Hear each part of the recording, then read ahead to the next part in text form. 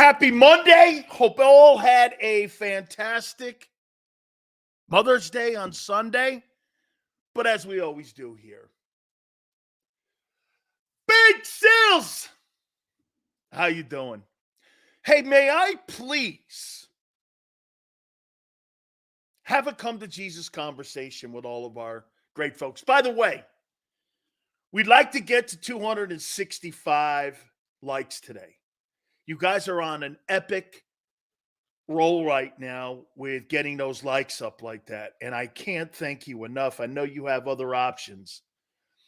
There are a ton of them out there, and you choose me each and every single Monday through Friday, 2 to 6 Eastern time, to come here on JAKIB, where everybody on the planet comes. By the way, don't ever have anyone else ever tell you that no one listens to your show. To your show. Okay? To your show. Hey, Prince, let me go through the laundry list here. I saw that, man. 100K in Wildwood. All good. God, I love Wildwood. I listened to your show, says C24. Thank you, man.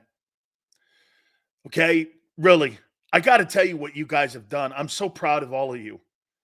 Yes, even LJ and all those guys. I am very proud of you. Prince. So we can now add another Eagle legend to the program that watches the show and responds to us. And I got to tell you, it's humbling. It's not bragging. It's actually humbling. Okay? I mean this. You know, when I was on the radio, I used to just think it was Big Sills. No team, no nothing. Man, it's me. It's Xander. It's Big Joe. It's my wife. We're all my aunt. We're all vested in this.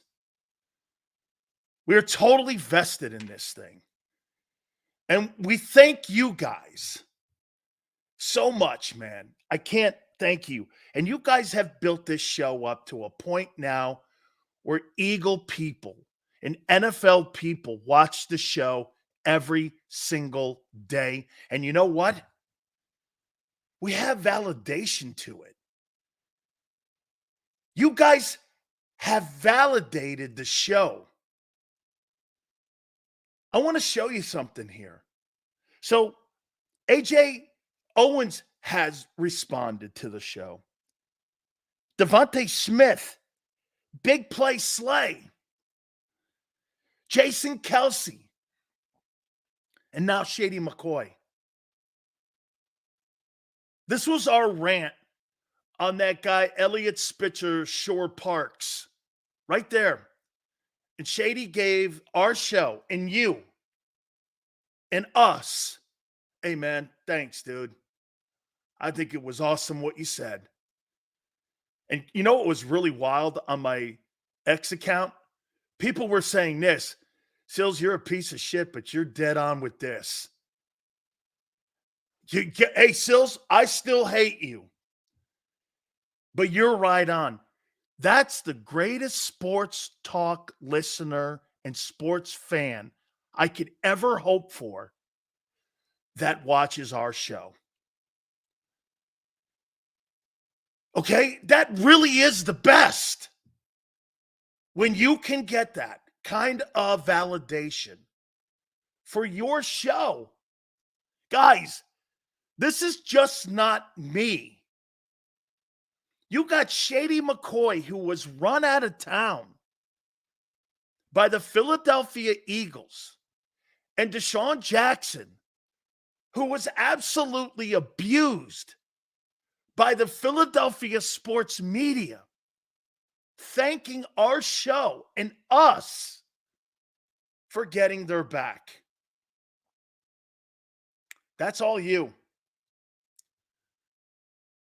Hey, I might be the mouthpiece to it, but just like I told you guys, hey, man, you know what? Those people that are on the air in Philadelphia on WIP or 97.5, they're incidental. It doesn't really matter. It's you, the fan. You guys are growing this freaking show. Like me or hate me, but you know what you have? This is the last voice in Philly. This is the last voice in sports.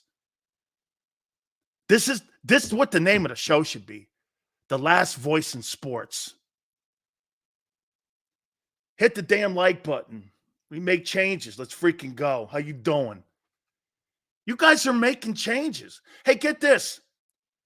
Are there other shows where a ton more people watch? Yeah, but the right people watch us. The Eagles watch us. Like a hawk or like an eagle. Flexing. The chat is the voice. Yeah. And you know what they probably love? You battling me every day. And they probably hate when I say something. Hey, local dude, the last voice in Philly, and it's crazy. I would never have thought that. No way. No way. No way on the planet. Let me point something else to you. Isn't this crazy? Devontae Smith hasn't added or subtracted anything from his X account. And the one that's still the centerpiece is me.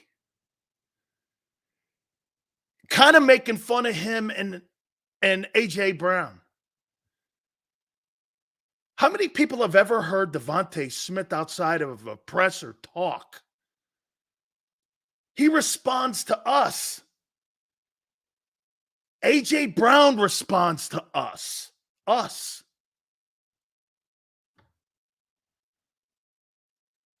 Us. I'm so proud of you. Sean, Big Sills, give us that real football talk. No candy ass talking. Hey, man, I got to give you guys your props, though. All the battling you do with me every day.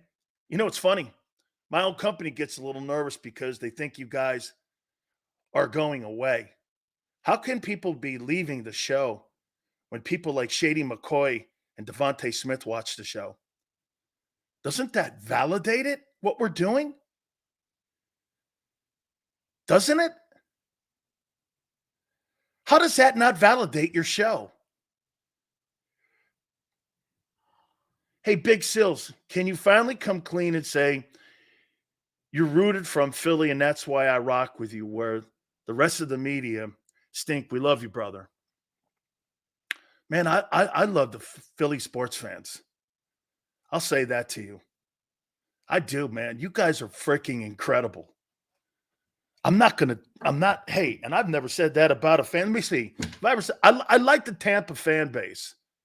The Miami fan base is weak. They're weak.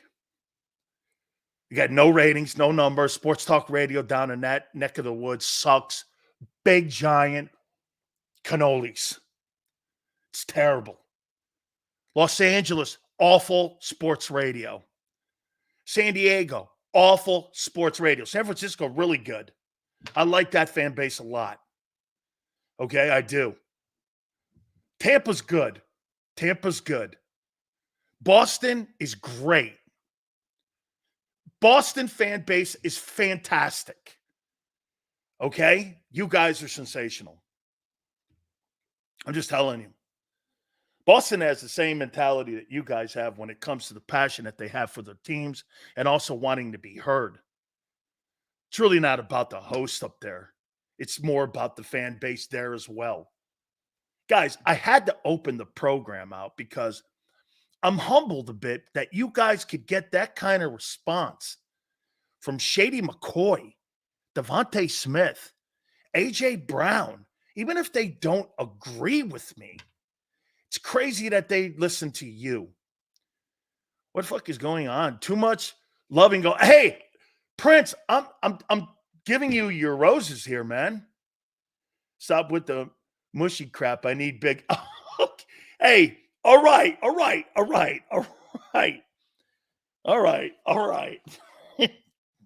Don't worry. You'll be hating me in about 2 minutes. I got a Hurts topic and I got a GM topic. So don't worry about it. Everybody in my company, James and everyone, you guys will be hiding under your desk in a minute. Hang on here. Big Sales in an L, loving your real talk. Get D-Jacks on. We're working on it. Sean, I love Atlanta. It's a great sports town.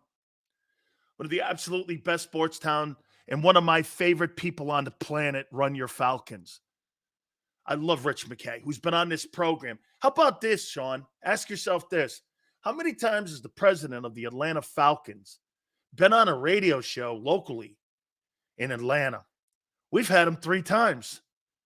The chairman of the competition committee of the National Football League has been on this program, and he's the man who drafted me.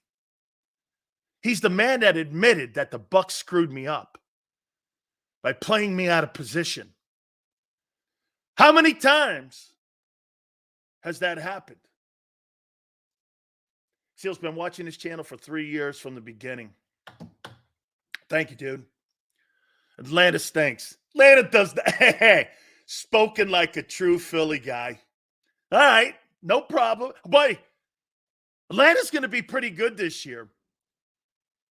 South doesn't care about pro ball outside of Texas and Florida. Yeah, because it's college region. Yeah.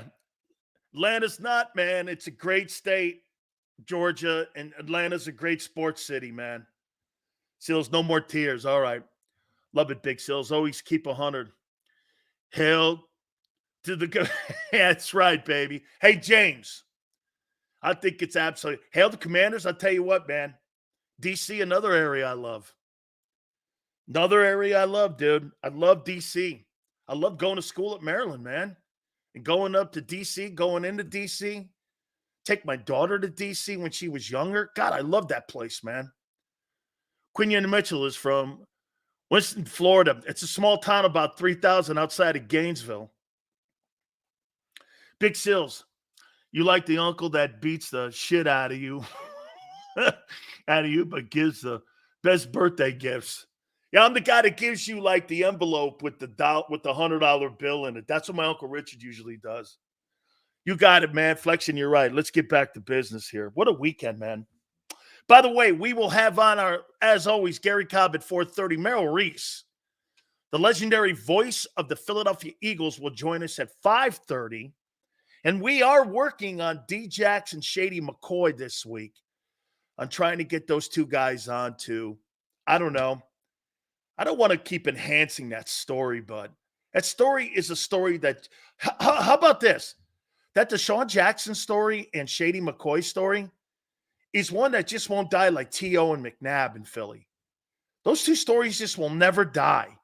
I'm an Eagle fan, just live in Atlanta. Keep preaching football. Thank you, Sean. You're awesome, man. And you're very, very cool to the way you contribute to the show. And we can't thank you enough, man. Big Sills, get Daniel Snyder on. Daniel Snyder right now is counting his bags of money. Okay? Counting his bag of money there. They'll come on soon, Sills. They're cool dudes. Hey, I'm looking forward to getting them on. You know, I got a lot of people saying some things over the weekend, and I couldn't believe all the haters that I had who were actually rooting for me. And I couldn't believe all the people. Xander even said it. Jesus. The people that hated us. Because after I did some deep diving into that article that Spitzer wrote, or Elliot Shore wrote, whatever his name is, and he still works at WIP and Odyssey, my problem was, you take a shit on me all the time when people want to hire me. Can I tell you a story here real quick before we get going? Xander knows this guy. There's a guy that does a show in news. We just had the president of the United States on, or former president, Donald Trump. And you know who it is, Xander. He wanted to put me on weekly. And it's an Odyssey news talk. Our friend Nick wanted to put me on. I said, are you sure about that? He's like, why would it be a problem? I said, you better talk to your bosses before you put me on. He's like, dude, it's not going to be a problem. We're going to pay you. Oh, I told Xander and Joe Kraus this, and they love him. I said, you better talk to your bosses. I don't want to get you in trouble. But you better talk to your bosses first. Comes back to me the next day and he goes, yeah, man, I'm not allowed to have you on. I'm not allowed to go on your show. Nobody from our news station can go on your show. I was like, hey, Nick, have I ever met you? He goes, no. I go, Nick, do you know anything about me? He goes, no. I just know you're awesome. I said, I know. And that guy has ESP on Odyssey who wrote that column. That's my ass. True story. The morning host on a news talk station in Philadelphia was going to have me as a weekly contributor. And they said, no, you have to use our guy. You can't not use him. We will not be involved in that. Why? I've never done anything at Odyssey. What have I done?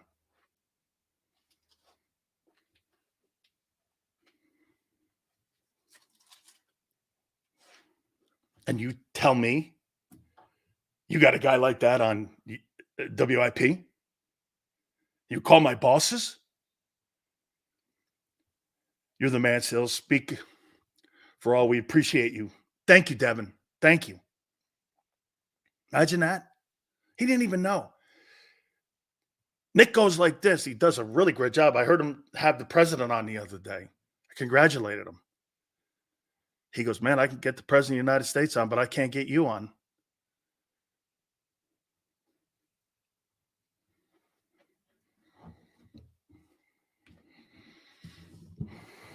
What's that tell you?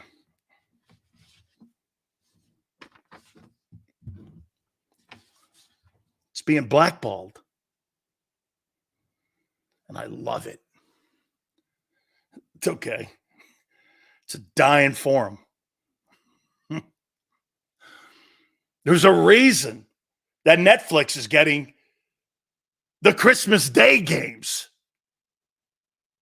You know what I mean? There's a reason that they're going off of lame stream cable and going to streaming what we do.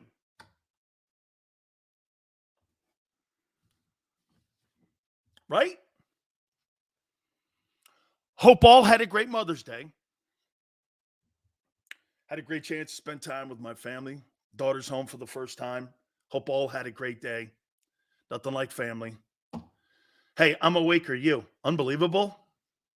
Is beyond. That's why they're mad at me. And that's why they hate JAKIB.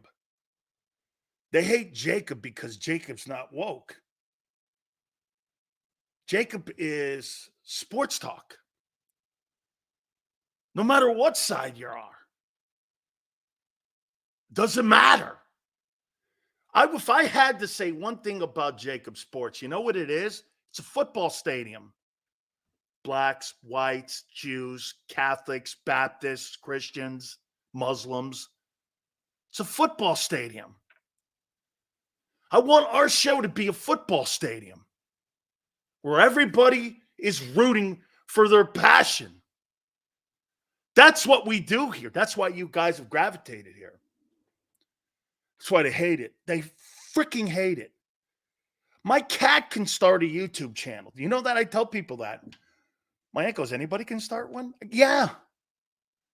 But when you get people like Deshaun Jackson, Devontae Smith, the Eagles themselves, Jason Kelsey, responding to your show, you guys are making an impact. All right. How many days out are we? We're 77 days out from the start of training camp. You understand that? We're less than 3 months out now. We're less than 3 months out from the start of training camp. We're like a month, two and a half months out from the start of training camp. You got to start rolling this stuff into play here. June 1's right around the corner. You got to get down to 90. Hey, you're here. Thank you, Joseph. You're here. All right, let's start it out with this. And then I'm going to do this. Somebody asked me to do it the other day. And by the way, there are still some free agent linebackers that are out there. We're going to look at that. We're also going to look at the top 32 general managers. According to Big Sills. But we're going to start with this one. How many people believe that Brock Purdy is a top 3 quarterback?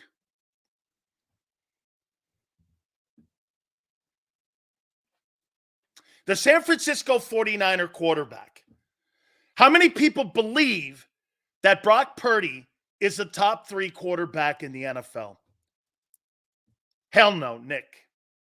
I never tip. Top 10, not top 3. Flexion's like Sills.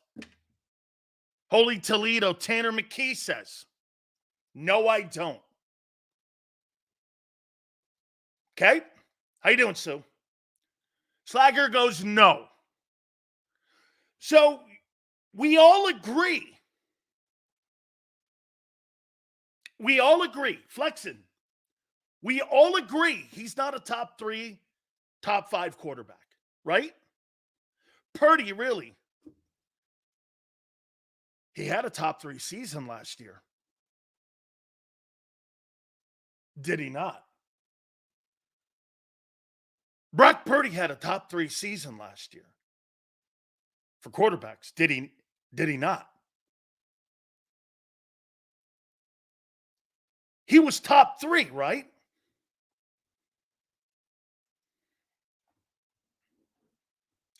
Did he have a top 3 season? Yes or no?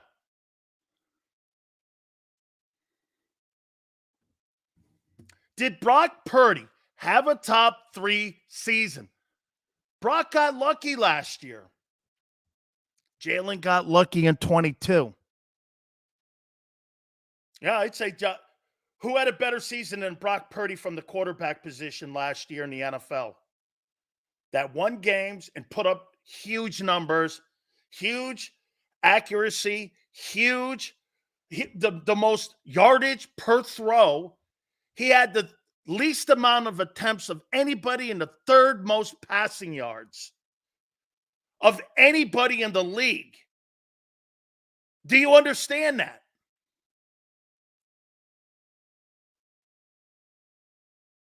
Purdy was top 3 in 23. All right. So let's go here then.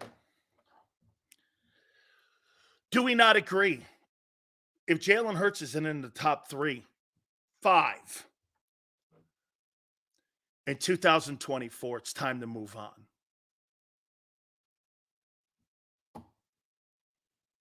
Purdy can do it. Why can't Jalen? And if you're paying a guy $50 million, shouldn't he be able to duplicate 22? I mean, is that just going to be a one-year wonder thing?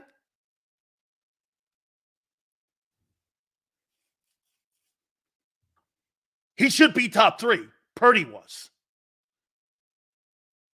Right?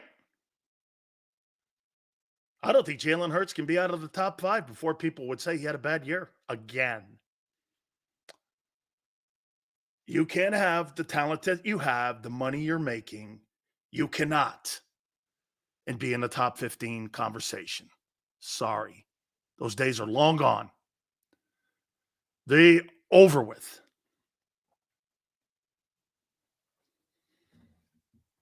Okay? Over with. How many people believe he'll be top 5? I don't. Kellen Moore and him are going to be top 3. He has to be. He has to be for this to work and for them to get back into a position where they're going to contend for a Super Bowl.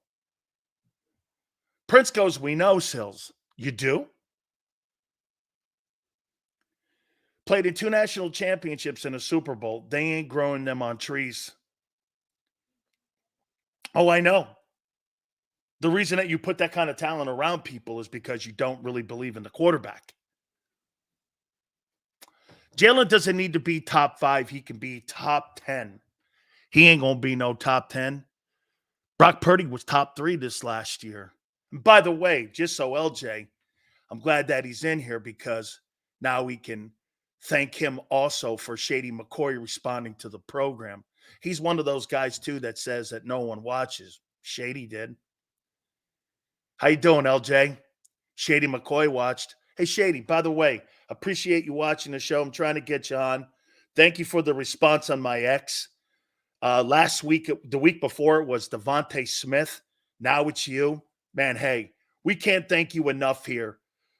With Big Sills here, JAKIB, and the National Football Show. We thank you a lot, dude. Even LJ thanks you. And yet he says no one watches, and even the Eagles respond and all that, right? No, we put the talent around him because Jalen took a team-friendly deal. Yeah, well, there he is talking about cap again. Nobody's talking cap here, guy. He didn't take a team-friendly deal. The team gave him the money up front. There was no team-friendly deal. That's a misnomer. That's not true. He got paid $50 million or $51 million. The team gave him the money up front so they can have the cap down. That's not team-friendly. The team decided to give him the bag of money up front instead of at the back end. Cap matters? Dude, no shit, dude. We're not talking about balancing books here. We're talking paying $50 million to a guy who is not worth $50 million. Whether the cap hit is not here or here, he ain't $50 million. You know what that guy's like telling you? Hey, man, look at this house here. This house here is really, it goes for $1 million. It's $1 million. You're going to pay $1 million. You walk in, and the place is a shithole. Hey, you paid $1 million for it, but it's a shithole. But it ain't worth it. But you paid $1 million for it. Give me a break, guy. You're spending $50 million on a guy who's not worth it and has to be a top 3 guy. Has to be. Good for him. No shit, good for him. Not great for the team. Dude, no shit. No shit. Good for him. You better be a top 3 quarterback this year or you're freaking fired. Brock Purdy was. Dan, you were right about the linebackers last year. I'm right about the linebackers this year. They stink. Guys, please hit the like button. We're at 89. Thanks, Prince, for keeping a running total there for us. The team is healthy and the roster's great. The roster's not great. The linebackers blow. Awful. Worst group in pro football. Worst group in pro football. Okay? If Hurts is a top 3 in the NFL, Eagles go to the Super Bowl. If he's not, another disappointing season. Amen. Yes. If Hurts is not a top 3, I'll even bend on this one. If he's not top 5, they're not going to the second round of the playoffs. Dan Sileo, do you think the Eagles use Sidney Brown at linebacker? No, I do not. Sidney Brown's got to learn how to tackle first.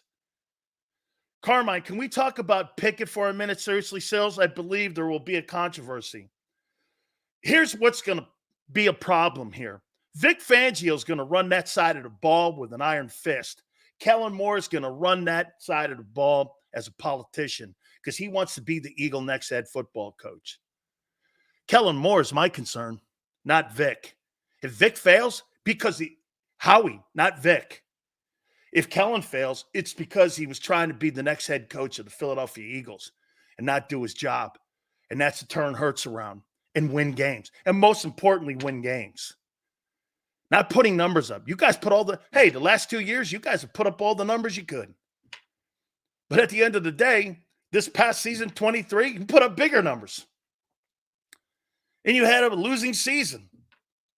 Some of you go, wait, we won 11 games. You really think that football team last year was a winning football team? You think last year the Eagles were a winning football team? Getting crushed by the Bucs. Having to go play in Tampa because you melted down so bad. Really? You wanted us to give White lad? Yeah, I did, Mark. I did. Because when he asked for $100 million, the Bucs were listening. And then as things went on, the Bucs flip-flopped on him. Said, no, thank you. And that's when Jason Light told me he ain't the player. I went, wow, okay. And I went with Jason Light's opinion. They fired him. He took a $97 million pay cut in Tampa. Boom. The Bucs drafted him 5th and told him to hit the road. How you doing? How you doing?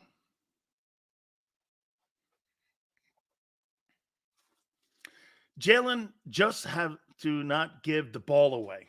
Well, he'll give it away again. You know why? He's not a pocket passer. I don't want to see Jalen roll right every time, step up in the pocket and hit someone in the middle of the field. He doesn't hit anybody in the middle of the field. He had an 8 quarterback rating in the middle of the field. He throws to the numbers. Devontae and AJ. Do I think Jalen Hurts is going to be a top 10 quarterback this year? No, I don't.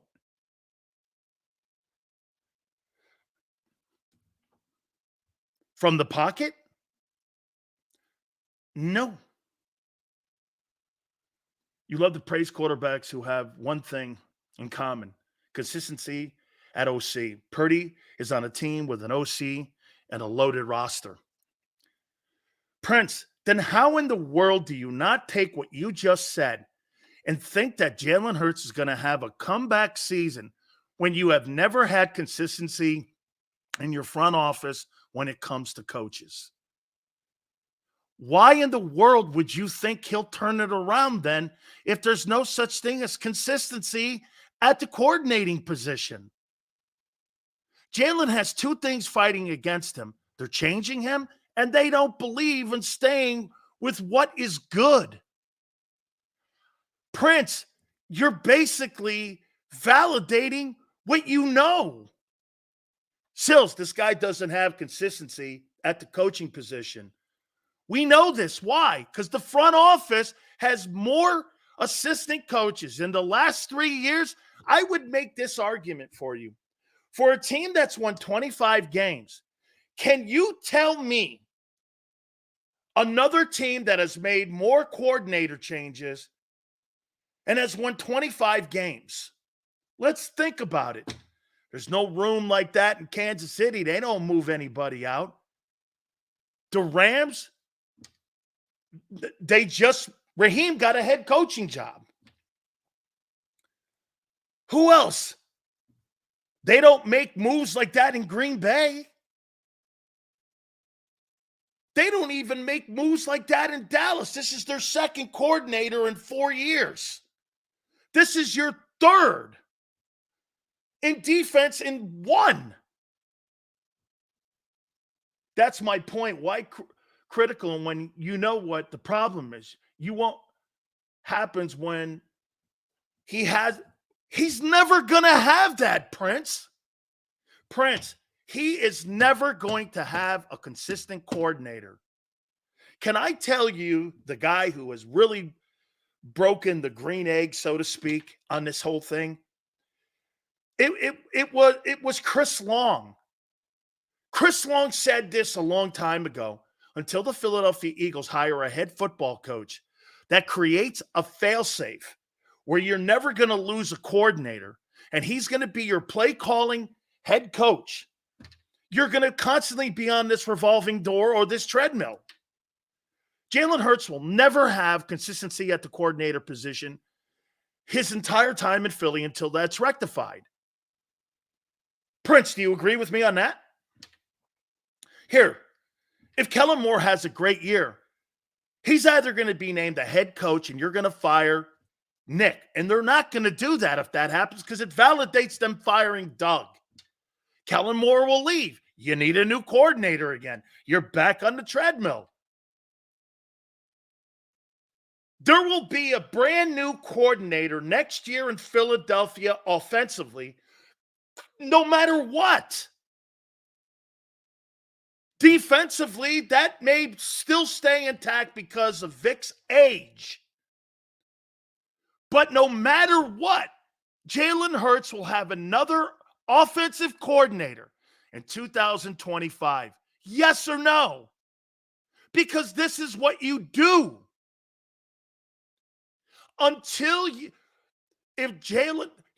Here's what would be the best scenario.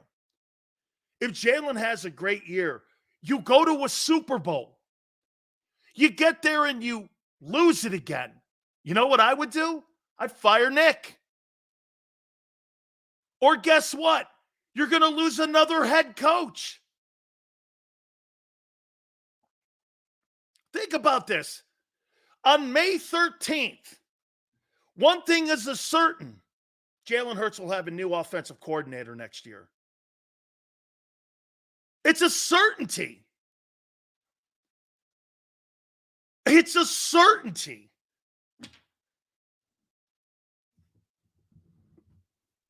Every year he's played, he's had a different coordinator. Every year he's played. Right, Prince? Get this.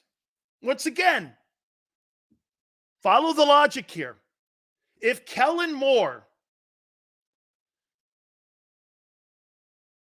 makes Jalen Hurts an MVP candidate, he's going to get a head coaching opportunity, correct? And then you're back with Nick again. And then you're back with Nick.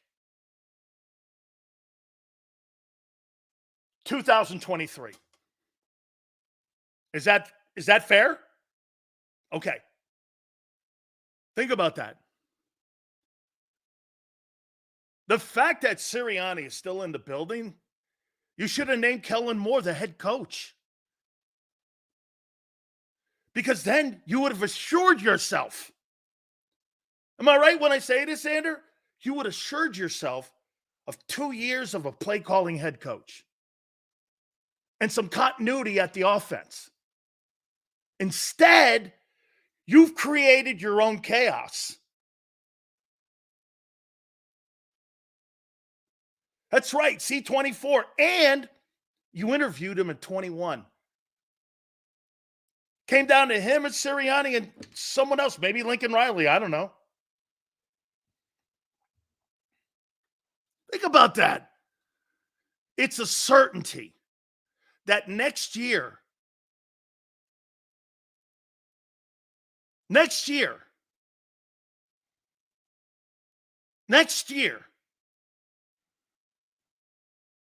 okay, the Eagles will have a new OC for Jalen, and it'll be his 5th. So Prince already knows it.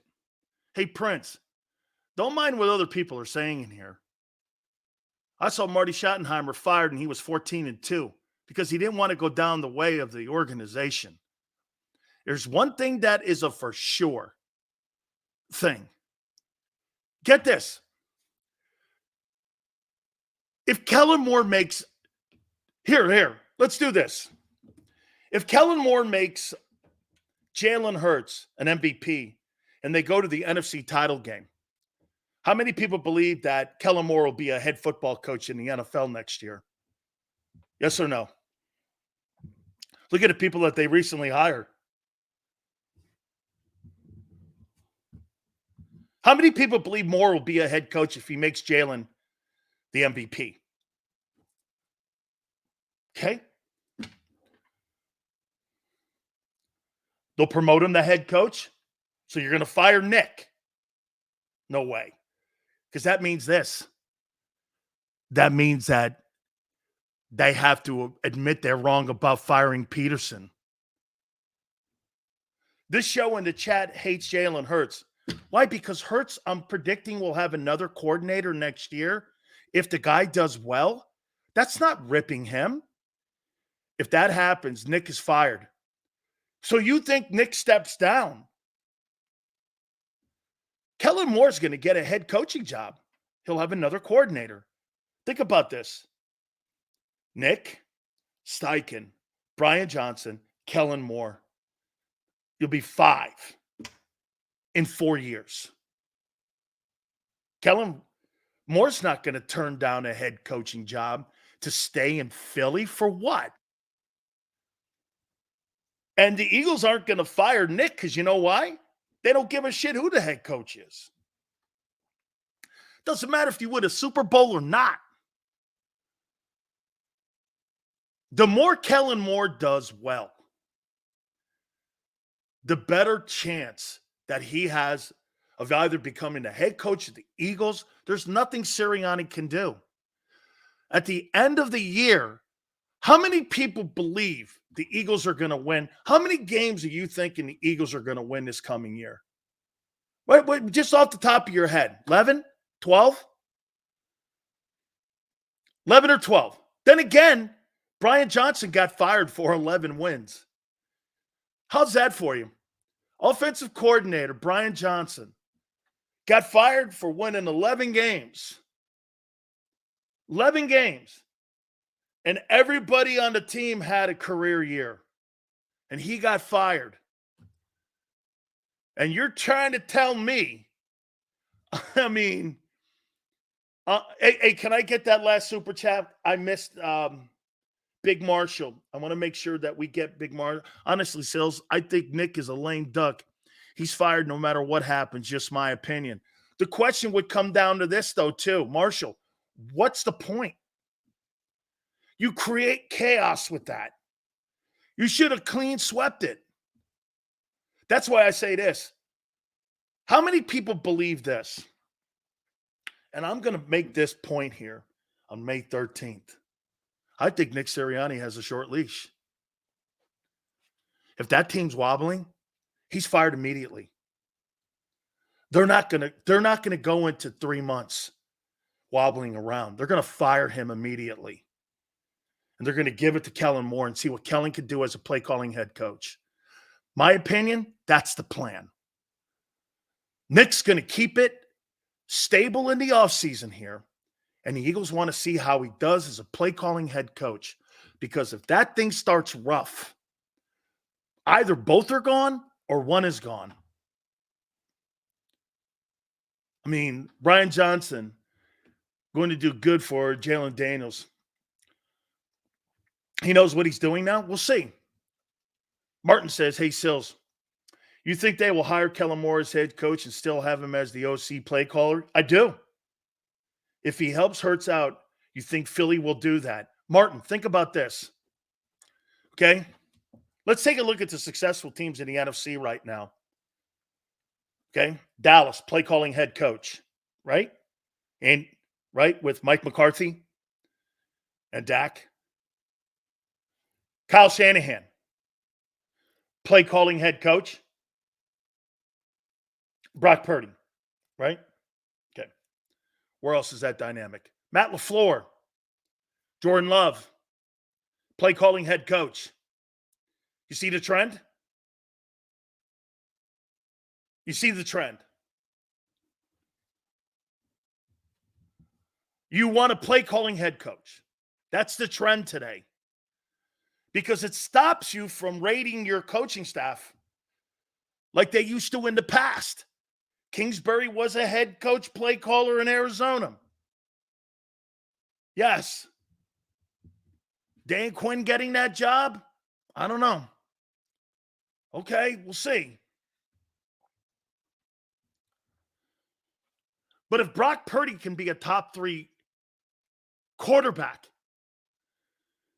right? A top 3 quarterback in the NFL, Jalen Hurts surely has to be with all the talent around him. And I give it to you.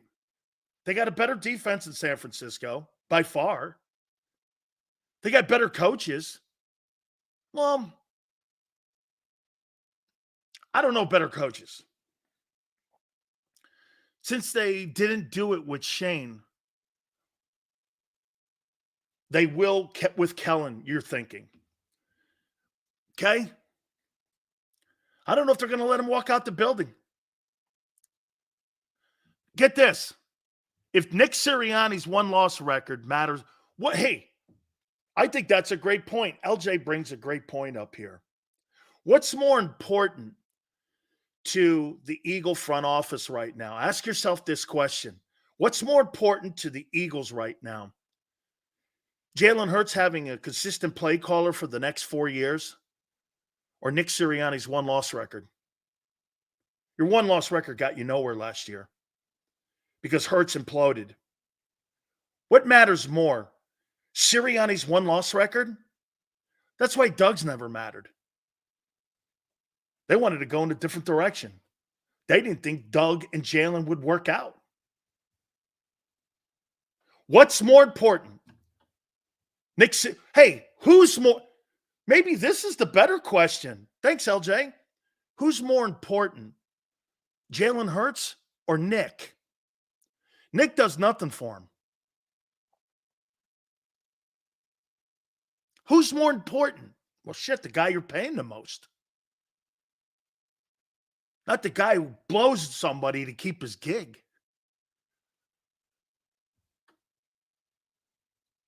Not the guy who last year imploded his locker room. Jalen's the most important person in the Eagles. Xander just said it, too. If Jalen Hurts is the top 3 quarterback, they're going back to the Super Bowl. If Nick Sirianni wins 11, 12 games against bounced again, it's irrelevant. How about this? If Nick wins 12 games and gets bumped in the opening round of the playoffs, they'll fire him. They'll fire him. Hell, they almost fired him for 11 wins.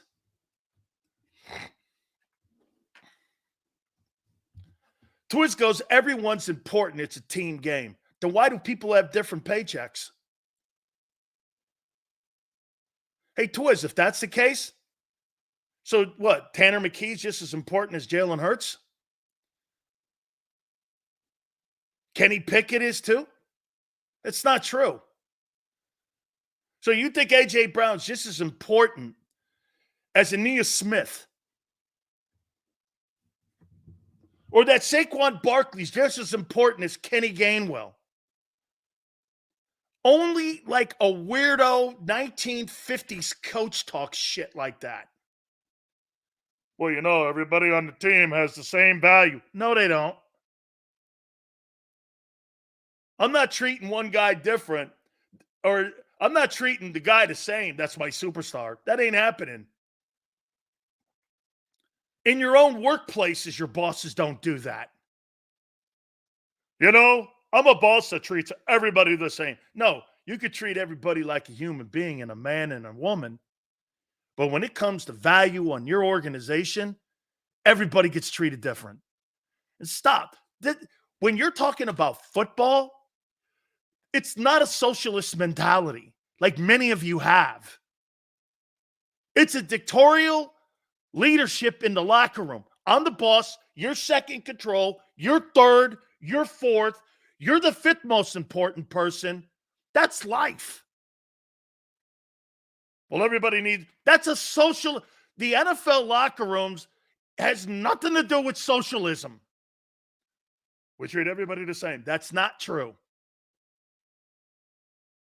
You may talk to people the same. You think Emmitt Smith got treated any different? Look, hey, you know the greatest thing? You want to be in a locker room where you see the totem pole working? You walk into a Coach Jimmy Johnson locker room, Troy Aikman, Emmitt Smith, and Michael Irvin, Charles Haley, all treated differently. All treated differently. You know why? Same thing with Bill Walsh. All those coaches treated their star players differently. And you know how you know that? Every Tuesday on direct payment to your bank account. Oh, I got $500 million in the bank. I've got 5. Who talks like that but some weirdo? Well, everybody, it's a team sport. Do your job, or I'll find someone else to do the job for you and cheaper. That's why the NFL is the day you get drafted is the day they look to replace you, especially if you're a high draft pick. You kidding me? Seals, I wish Foreman treated us like the bosses. That's life, though. Socialism is better than capitalism, to be fair. Food stamps are the best thing ever. I could buy steaks and lobsters. It's the way to look at it. Get the defense in order, Fangio. I told you last week, man, I have more of a way of thinking that he's going to turn it. I have more faith in Vic Fangio than I do Kellen Moore. Okay? I do. I totally do. Reddick. Hey, that's a great take there, Prince. Yeah, if everybody's treated fairly and the same. Well, where's Reddick? See him. See you later. And you could have had him for free, basically. Guy talk shit. Didn't want to do what he was told. You don't want to do what you're told? You will be exiled to the Jets. That's where you go from now on when you get exiled from Philly. You go to the Jets where you can die on the vine. When's the last time the Jets, sorry, Jody McDonald, when's the last time the Jets made the playoffs? Honest to God, I think either Bill Clinton was in the White House or Barack Obama. When's the last time the Jets made the playoffs? Was it 13 years ago? Barack Obama was your president. Hey, where are you sending me? The Jets. Shit. You're sending me to the Jets? Good night. Really, Hassan Reddick must be doing this. Damn. Yeah. I get to go to the Jets. Shit. Oh, Joe Douglas is building the Jets into the Eagles. Image signing everybody. Yeah, well, don't worry. When Jerry Garcia Rogers goes down again, they'll be back with Jay Fiddles as the quarterback again, or whomever. So, you know what I mean? When Jerry Garcia is that quarterback, you got a problem, dog. Okay? You got a problem when Jerry Garcia is your quarterback. Or if he's still in one of those, like, smoke tents somewhere up in Humboldt County, Northern California still. I know that he goes on tour and he does pot conventions and mushroom conventions. Hey, man, to make sure you watch me this year, I'll be on Netflix. I can't wait. Hey, dude, that's a guy I'd like to see roasted. Hey, Aaron, how's your mom and dad and your brother? I hear they're not liking you. That would be good. No, maybe it would be too boring because you know why? Everyone hates Rodgers. That wouldn't be a really good roast. I've already heard this. I know his mom and dad hate him. I know his brother and him haven't spoken in 20 years. I know all this. You're telling me shit I don't know. At least with Brady, it's shit I didn't know. Yeah, they were going to hold it at the crypto arena, but, you know, he kind of jobbed him a bit.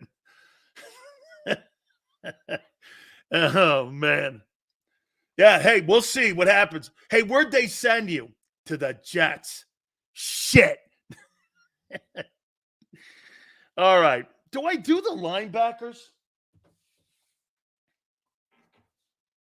Do I do the linebackers? I got my top 30. I got my top 32 general managers. Guys I like.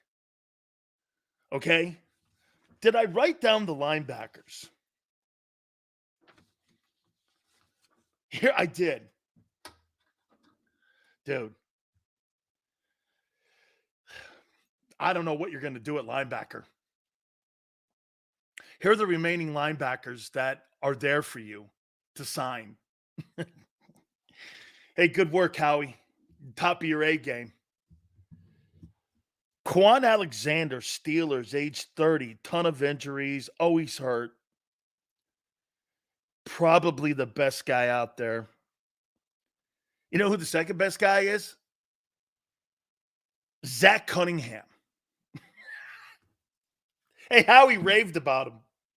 I guarantee you they bring that guy back. Zach Cunningham.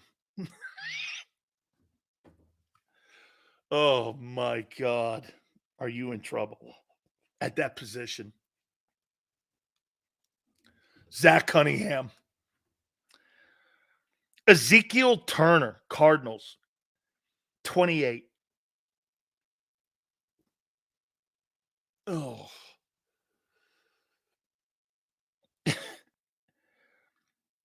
Here's another one. No, I agree. C24, I don't think he was bad either. Cunningham is better than Nakobe and Devin White. I think he's better.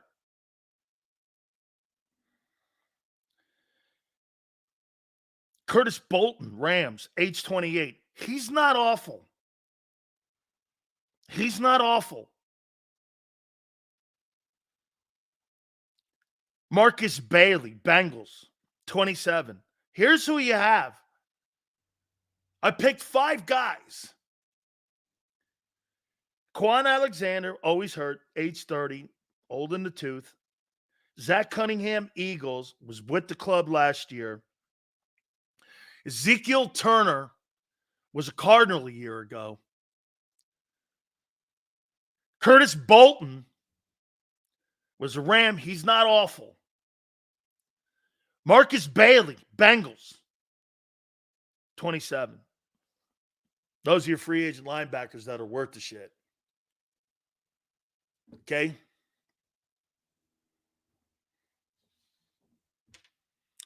Yeah. I mean, always remember something, too. Your bullshit linebacker you have, Devin White, last year at the beginning of the season, everybody in the league was willing to pay that guy. You should have gone somewhere at the beginning of the year because by the end of the year, nobody liked him, including the Bucs. Bye-bye.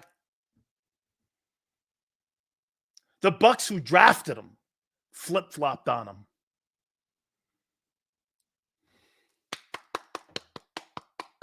And you signed him for $3 million. He wanted $100 million. Do you trade for one? I don't know.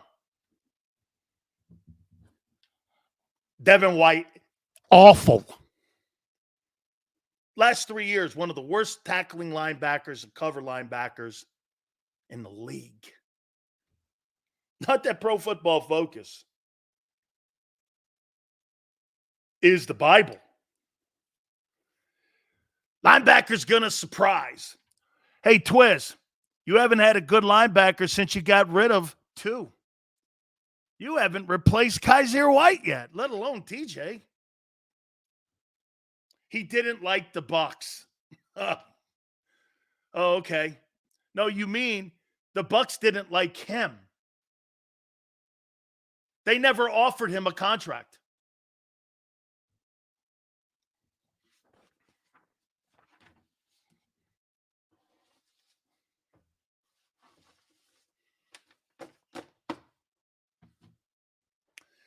C24 goes, Kaiser White was like Zach Cunningham. Kaiser White had 117 tackles last year. Or Kaiser White had 117 tackles his last year in Philly. You didn't have one guy in the room even near that. And TJ had 159. I mean, you had 300 tackles and 2 dudes. I mean, they were just a bunch of trash cans last year. Remember, Sills, all we need is for them to be solid. John, I don't think you're off that. Yes, John, maybe. Depending if the front 4 does well or front 3. Rose hating again. Don't you get tired of hating, Sills? Hating what? By pointing out the fact you have a horrible linebacking core and none of them have ever produced anything outside of White in year 2. It's year 6 he's going into. What other linebacker do you have currently right now that's produced anything of winning football? Name me one. Will, name me one. And I'll go, oh, you're right. That guy, man, he's produced winning football. Name me one, Will. Your defense was 31st in pass defense. You want me to dress that up to make it sound good so you can feel better about yourself and you can pretend that you're some sort of chick pretending to be a chick, but you're a dude wanting to compete in women's sports? I can do that for you too. Very simple.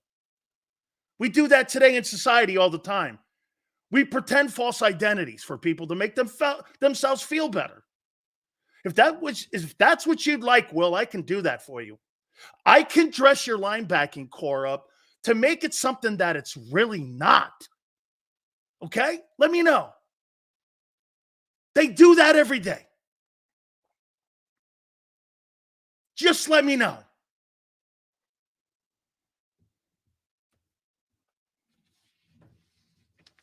It's not hard.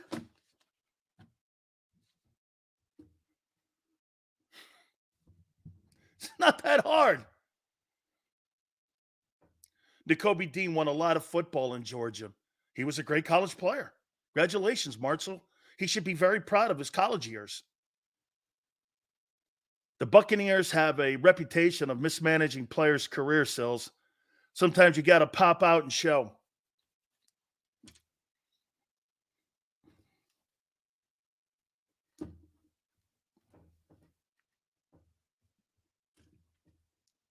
Hey, Prince.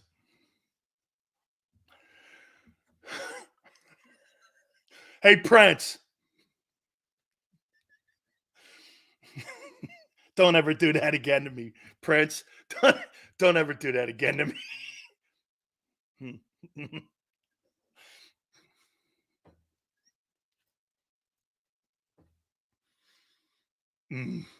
Now I'm pissed at Prince.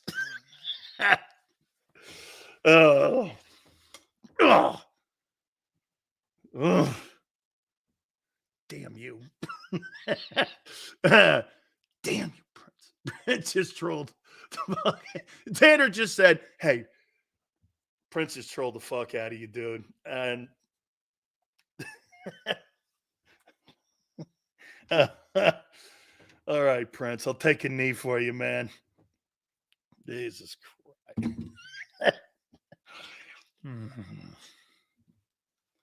Your last time now, man. Now I'm going to be on my toes for you and this Twiz guy, man, because Twiz, too. The whole Mark Holmes thing, don't worry, Twiz. Twiz, always remember, like an elephant, I don't forget. Hey, I don't forget. I don't forget. Remember, this I will not forget. Sills, what's your solution for coaching situation? Kellen Moore ends up turning Hurts around. I'm firing Nick Sirianni. I'm not letting another play-calling head coach out the building. I am not. Nick, I don't give a shit about. You can give him a job in a closet up in or on the yacht. Hey, that's it. Nick Sirianni can work on the yacht with the anchor. Throw the anchor overboard when he's in France. Hey, Nick, Ahoy. Ahoy. Or whatever they do on them yachts. Xander knows. Yachts. All jokes aside, if Jalen was with Mike Tomlin and played like that, it would be him and not Tomlin. Of course, it'd be him. Ain't getting rid of Mike Tomlin. They don't get rid of coaches. See, that's the difference. Hey, John, the difference between the Steelers and the Eagles is exactly your take. They don't fire coaches. They fire players there. If you're not accountable, you're fired. I mean, Antonio Brown, name it. The running back from a couple of years back, it canned his ass too. Don't fire coaches in Philly, or excuse me, Pittsburgh. Mark was killing our girl Joy the other day. Joy runs circles around that guy. And them, and get this, if Joy ever wanted to, Joy could put that guy on his, Joy could put Mark Holmes on his knees, begging for a bottle. I mean, I can't believe that. I love you, Joy. I love you. I love you very much. Don't talk to me like that. He'd probably get off on it. I don't know. I'll make sure that's, I'll be taking that out on him on Wednesday. Nobody touches my girl, man. Joy's my girl. Okay. Raised her from a little kid. All right. First Mite, Sirianni. We got Australian folks in here. First Mite, Sirianni. Land ahoy.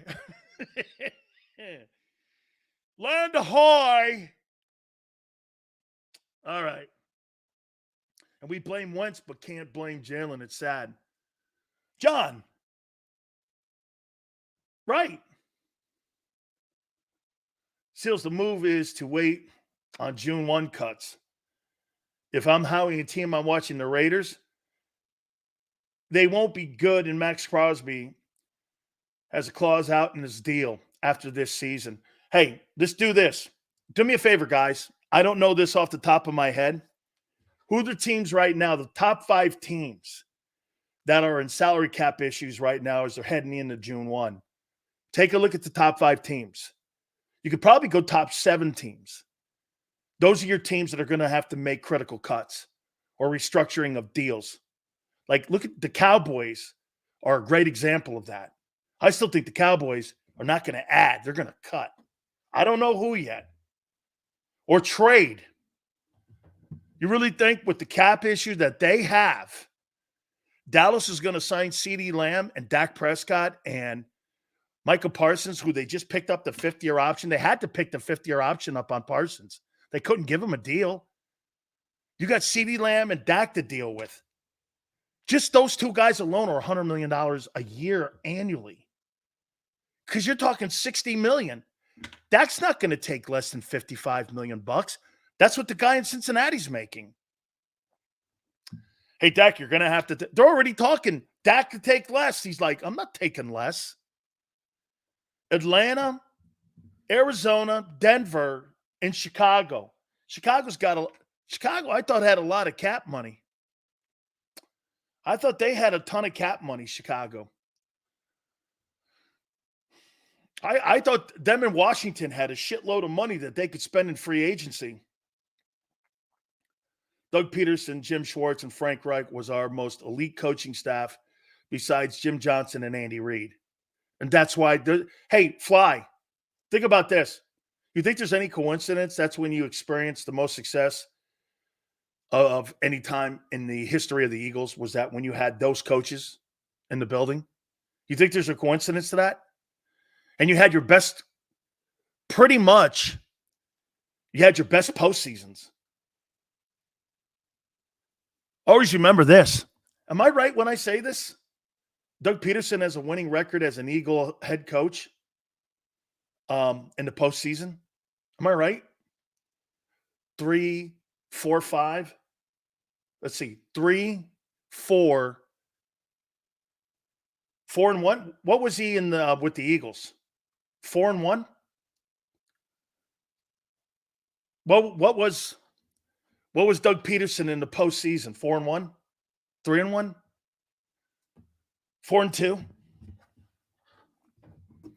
Oh, Nicky's 2-3. He's 4-2. Doug Peterson's 4-2 in the postseason, right? With Nick Foles and Carson Wentz. Is that correct? You got Jalen. You got Jalen. Fact Sills, by the way, I'm still Devin Owens. Just changed the name. 4-2. Yeah. Right? How many yards and points did Schwartz give up in the Super Bowl? Hey, JM, just one less point than needed. It ain't about, it's not about having you go up on stage. And it's not about a beauty pageant. It's about winning football games by a point, 2 points, 1 point. Who cares? That's like trying to tell me, get this, they gave up 1,000 yards and they won the Lombardi Trophy. It's irrelevant. So wait a minute. Hey, JM, let me ask you this. Who do you think has been more of a successful coach in the NFL, Jim Schwartz, when it comes to being a D coordinator, or Vic Fangio? By the way, Schwartz was just named the defensive coach of the year last year in the NFL, the top assistant coach in the NFL.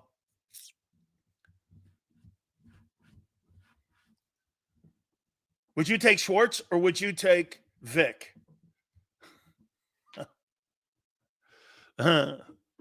You take look at JM. He would take Fangio over a Super Bowl winning guy who beat Belichick and Brady. That sounds like somebody who would take Sirianni over Andy Reid and Doug Peterson. They must be brothers. Yeah. Oh, okay. Well, Fangio's been in the league 25 years. I mean, okay. I don't know. Sounds like someone who said I'd take Sirianni over Andy Reid and Doug Peterson. Yes, sir. Yeehaw. JM doesn't watch football. It's all right, man. Hey, by the way, please, hey, where are we right now, Xander? Because I'm going to get to my top 32 general managers in the NFL right now.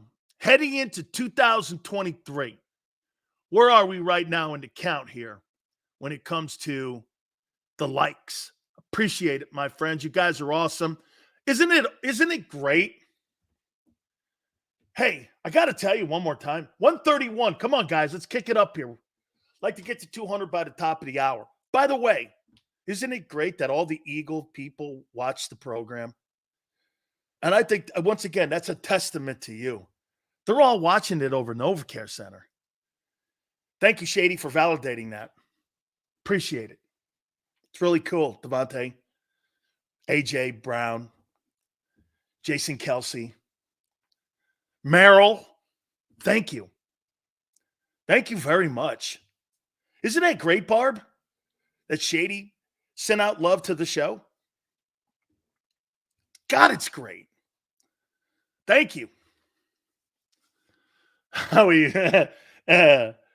So MVP, regular season, MVP rather have 5 Super Bowl wins, but 1 and 3 points than one that's a blowhard. Oh, man. Yes, sir.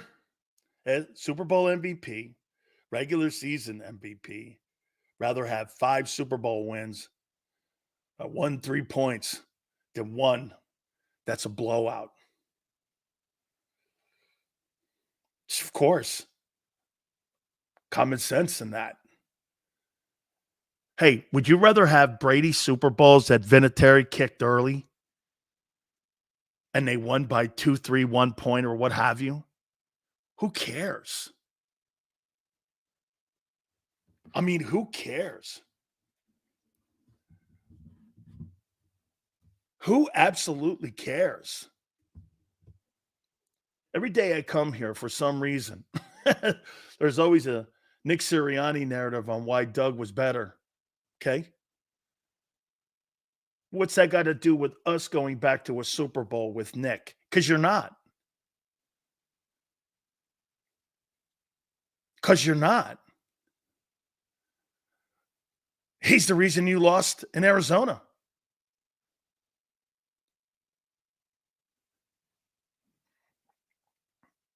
Sills, you never answered last week. Who do you think will be the worst team, first pick in the draft next year?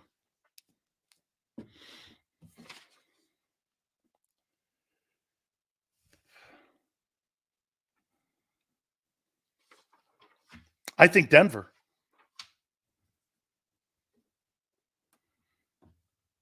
I think Denver. I think Sean Payton's overrated. I actually think Arizona's going to be good this year. Long as Murray stays healthy. Raiders is a good pick too, JM. They have no quarterback, and they're telling us about a 30-year-old Bo Nix. Worse off than the Panthers. Only reason, Senor, I would say that is because the NFC South is open to get some wins. The AFC West, you're in a division with some pretty good quarterbacks and some pretty good players. AFC West is a good division. The NFC South probably got better with Atlanta and getting Cousins. Probably got better. The Bucks won't be bad. Carolina's got to get a little. And I don't think New Orleans will be awful. But I do think the AFC West is good. Still said that Cliff Kingsbury run offense matches Jalen's skill set more than Kellen's. It's true. That's exactly true. He coached Patrick Mahomes and Kyler Murray and Caleb Williams. What RPO quarterback do you ever remember Kellen Moore coaching? Let me guess. Justin Herbert. Wake me up when you find that one. I mean, at least Kingsbury's coached those dudes. And Texas Tech was one of the most prolific offenses when he was at Texas Tech. And he was the head coach with Mahomes.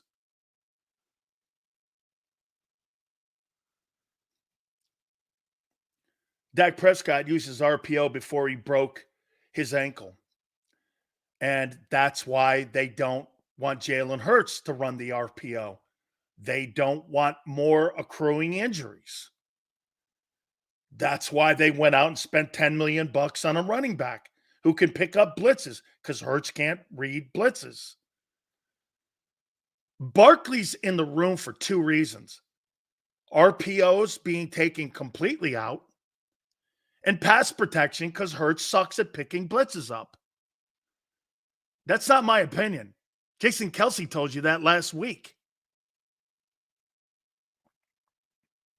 He said it. Dude, look at what this guy says about early Dak. Dak didn't run the ball a lot. Not like Jalen. Not even remotely close. You guys make it sound like, well, that guy wasn't an RPO guy when you throw for 4,600 yards. Dak Prescott was. You know what? I'm talking off the top of my head here on that. I don't remember Dak Prescott being a guy who carried the ball 200 times a year like Jalen. I don't remember that. I don't remember that amount of carries. Dak Prescott stats. Let's see here. I don't remember that. Him carrying like 190 times early in his career. Here, rushing. Yeah, you guys are stupid. Here's his attempts. 57, 57, 75, 52, 18, 48, 45, 55. You think that's an RPO quarterback? Guy who was Jalen would do that in 3 games. Dak Prescott is not an RPO quarterback. Never has been in his entire life. Stop lying. Kellen Moore never coached an RPO quarterback. He never was an RPO guy.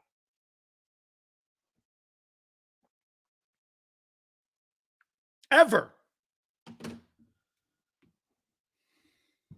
I mean, Dak is irrelevant, Twiz? You better hope not, because he's in Philly because of what he did with Dak, not what he did with Herbert. Look at Twiz there. Hey, Xander, put that up what Twiz said. Dak's irrelevant. You better hope not.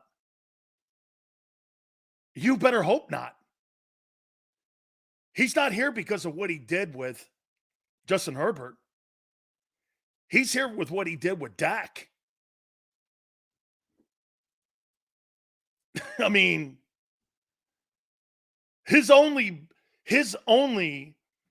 sample size of him being a coordinator is with Dak, not with that guy.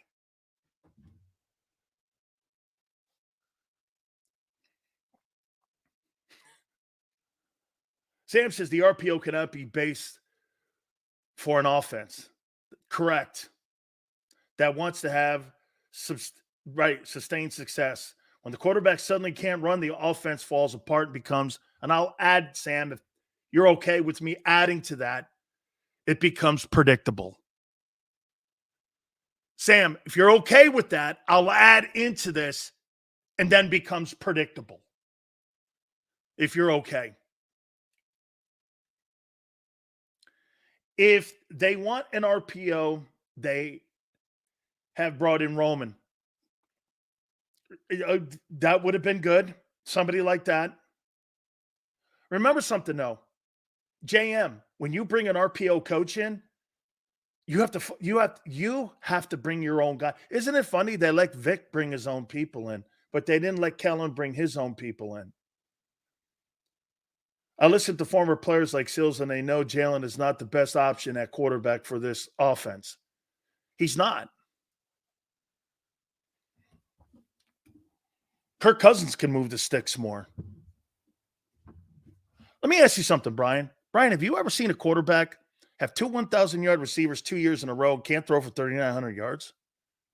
Shouldn't it be somewhere in the Tua range of 4,600 with 30 touchdowns? Shouldn't it be up there, like, somewhere in that room? I mean, shouldn't it be in that kind of like mid, almost 5,000? Jim Kelly, careful. Jim Kelly, Jalen Hurts.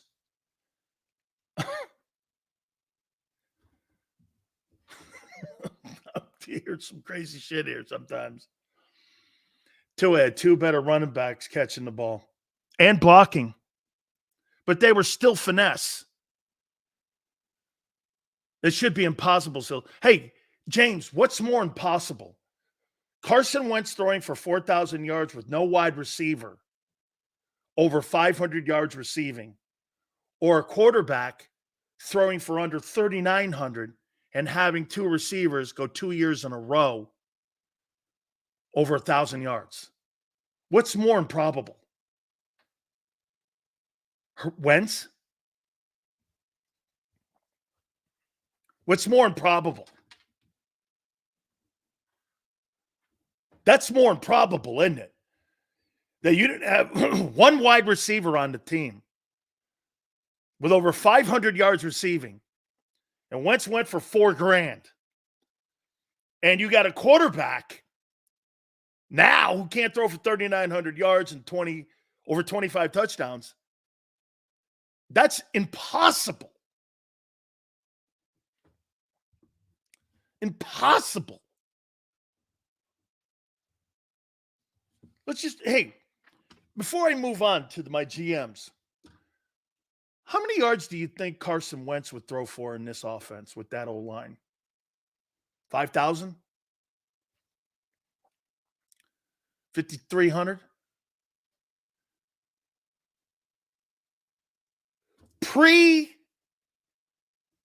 Pre-LA Coliseum. Pre-LA Coliseum injury. How many yards do you think he throws for in a year? 5,000? Thank you, Des. Jalen has more playoff wins than Wentz. Jordan Love, Trevor Lawrence, Kirk Cousins. Tua in the same amount of wins as Dak and Lamar. Wentz is 0-1 in the playoffs, mostly due to injury. And I've told you, when you keep bringing those guys up, I'll bring these names up. Jake Delhomme, Colin Kaepernick, Donovan McNabb, let's see, Matt Ryan. These are all guys that went to Super Bowls too and played in a Super Bowl.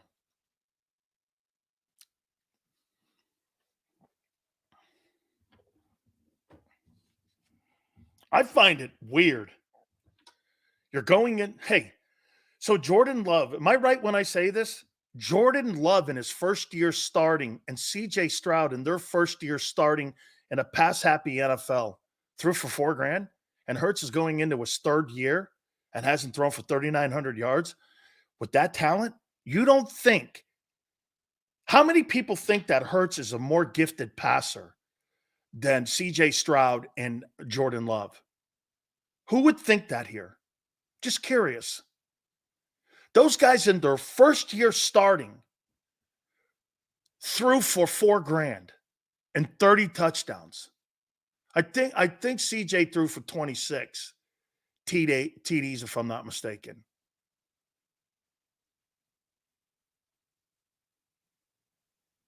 Come on, Stills. Jordan Love sat for 3 years. So just because you sit behind somebody for 3 years, you're trying to tell me that you think it's easy to go in there and replace a legend like Aaron Rodgers and throw for $4,000? Your guy can't. Not saying Jalen is a superstar. He's not terrible. He's not. Des, he's not terrible. I'm not saying that either. You need to have that talent around him. Okay? Look at JM trying to bring you up a football league in 1991. That's over 27 years ago. With the way the league was back then, they didn't even have a salary cap in 91. He's bringing you up. Why don't you just bring up 1974 Bob Greasy next? Why don't you just bring that up? So what are you telling me? Baker Mayfield's a better quarterback than Jim Kelly? And by the way, when you're looking at Andre Reed and you're looking at those other receivers, they're all in the Hall of Fame.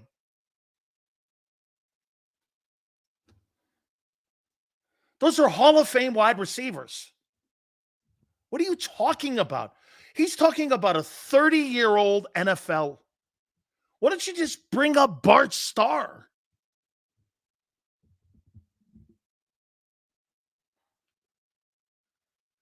John goes, yeah, Jim had 33 touchdowns. Hurts can't throw for 25 touchdowns in a pass-happy league. Whatever, guy. Hang out in the 40s. Sammy Ball. What are you going to throw those numbers at me next? Understanding Jalen threw for 3,701 yards, 22 touchdowns, and 6 interceptions. Prince, 101 rating. That's who he is right there. But missed 3 games. Okay? The offensive coordinator plays a critical role. Same talent. Okay? Well, that's what you're going to get. You're going to miss 3 games with an RPO system. But you're going to have a quarterback that gets you around the rim for a Super Bowl. The Eagles don't want to do that anymore. They don't want to do that. They want him healthy, throwing more from the pocket, and that's not who he is. You're paying for shit you didn't pay for. That's what you're doing. It'll be fool's gold without Kelsey. Or that the tush push is gone. How many times are you going to compare Hurts to top tier gunslingers? As long as he's making $50 million, that's when he will be compared to those men. Just like Allen, Burrow, Mahomes. Who do you want me to compare him to? Zach Wilson? Don't you love that kind of conversation? Why do you compare Hurts to top tier quarterbacks? Maybe you're right. Maybe you're right. I shouldn't. Total yards don't mean shit. Name me a quarterback that has won the Super Bowl where he had 15 rushing touchdowns in the history of the Super Bowl, or over 10. Name me one. Who?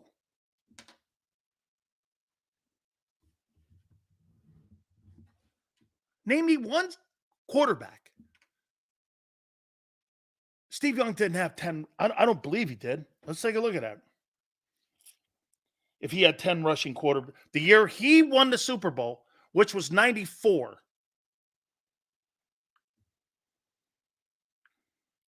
Steve Young stats. According to stat Let's news, see here. Steve Steve Young. I believe they won it in 94. So let's see. Let's see here. 13-3. Led the league in completion percentage that year. Led the league in touchdown passes that year. Let's see here. How many did he have in 94? Steve was a great runner. I played against him a lot. Let's see here. Look, got close, 7. That's probably one of the better numbers. Not bad. It ain't 15. Not bad. It ain't 15. That stat means nothing on winning Super Bowls. Rushing yards and rushing touchdowns for quarterbacks mean nothing when it comes to winning in the postseason. Ask Lamar Jackson if it does. NFL is changing still. Pocket passers are old. Then why is it in the last 23 years, 9 Super Bowl wins have gone to Mahomes and have gone to Brady? 13 of those games, 2 teams have gone. 2 pocket passers. Why is that? Why is the wide receiver then more of an integral part of the offense? It ain't the running back. Look at Forte. Yes, they do mean points. You guys put up points. Were you 8th? And what was it? You guys were 8th, right? Didn't matter.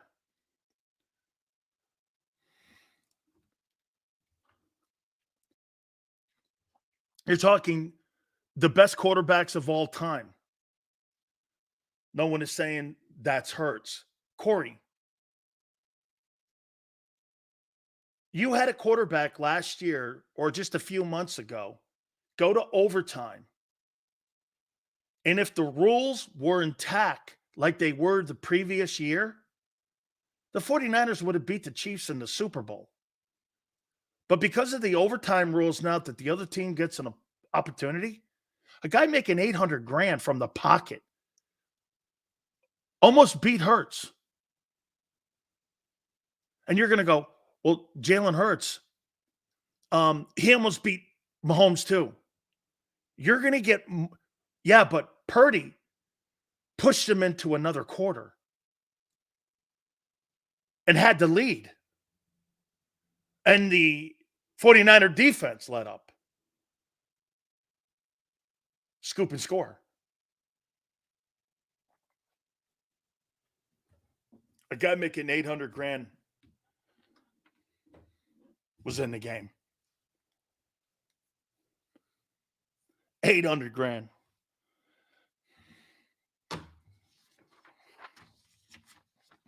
I told you, man, at the beginning of the program, you guys should have took your flowers. You guys should have took your flowers. Sills, what can Hurts do this offseason to improve himself against the blitz? They did it for him. They got really, hey, I'm going to say this to you. Umberto, Saquon Barkley is a really good pass protecting running back.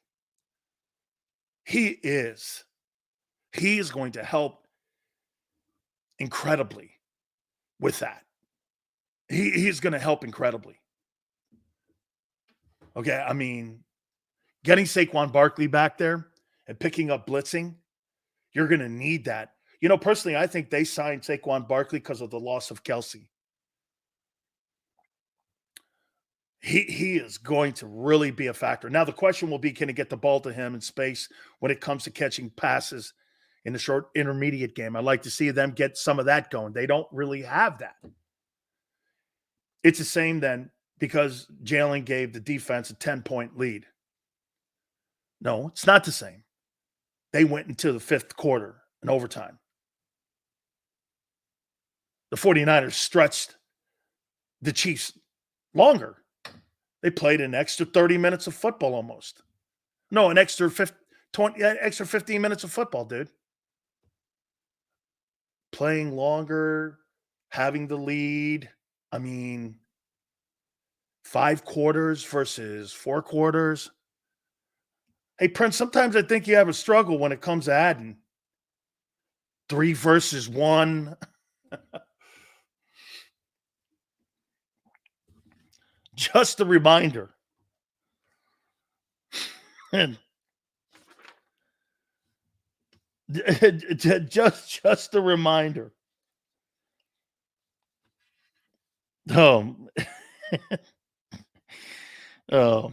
think you guys are expecting him to be a top. Hey, he's going to have to be. He really is. All right. I'm going to do this now, my top 32. I was going to wait. Actually, I'm going to take a time out here. Xander, where are we at the number right now? When it comes to likes, where are we on the like list right now? Guys, I'm trying to get to 260 likes by the end of the program. Oh, come on, guys. We're at 149, man.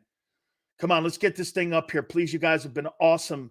You're on a roll of over 250 at least. Okay? The last week. So let's do that. Gary Cobb will join us at 4:30. I'm hoping, I haven't heard yet back from G Cobb, but Merrill Reese is going to join us at 5:30. Hit the like button. Big sales, top 32, general managers. By popular demand, people ask for it. I'm going to give you mine. We'll do that next. Keep it here, National Football Show. If you missed any of today's show on the JAKIB Media channel, listen to the podcast on your way home. Available on YouTube, Apple, and Spotify.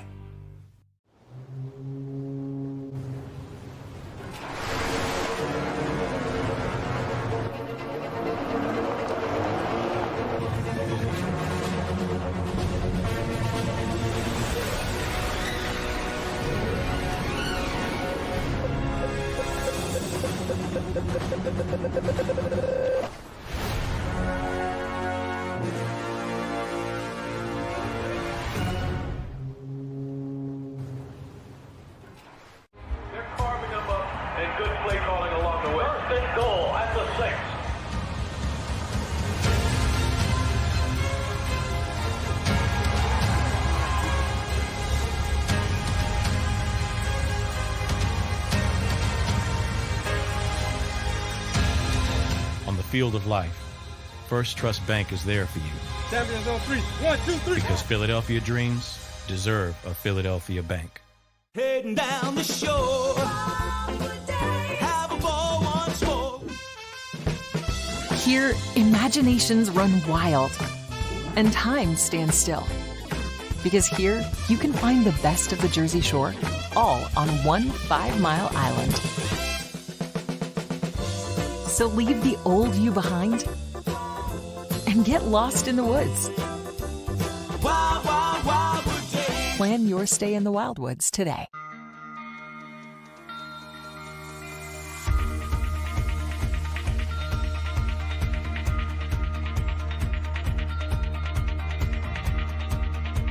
Hi, I'm Jim Muehlbronner, Managing Partner at Del Val Insurance Group. Give us a call. We're a local, knowledgeable agency, not an 800 number. Go Birds!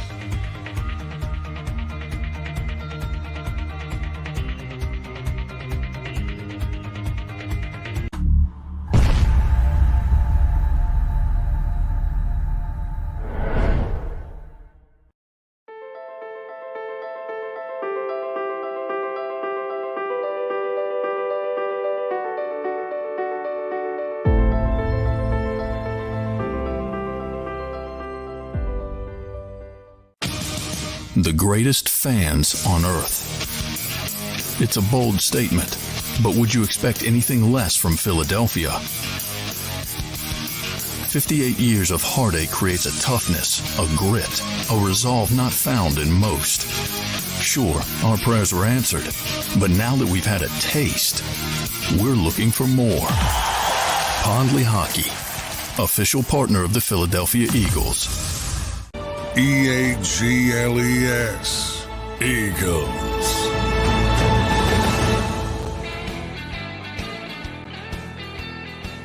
Big Sills, National Football Show. Please hit the like button. Top 32 NFL general managers here in a second. By the way, the over-under on win totals came out, and it's a pretty good list. This is after the draft now. We're going to do that here also. We're not going to go all the way down to the very bottom. We'll probably just go to teams that are expected to win 8 games or more. So we'll probably go down to that. But I love our media. My God, did you see Dan Quinn? He wore an old school Washington Redskins shirt. Oh my God, what's he thinking? Yeah. They were called the Redskins at one time. So let me get this right. Like tipping statues over and taking pictures down. That part of the Washington Redskins didn't exist until what? 3 years ago? You want to forget all that? Oh no. You probably didn't even realize it. By the way, you don't think – I agree, Xander. By the way, you don't think you dented that rivalry, Cowboys and Redskins? But it's racist. So is the White House. It was built by slaves. The University of Yale is named after the biggest slave trader in the history of the world. Did you know that? You'd be burning everything down if that was the case. You don't hear anybody bitching about Yale changing their name. Look it up. Google it. Yale is named after the biggest slave trader in the history of the world.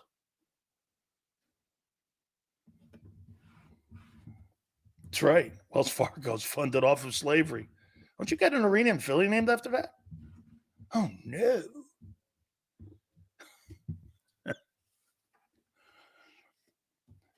That never happened. History is not all good, but it's history. It's about the journey to getting to righteous. Not everything starts off all good. Pathetic.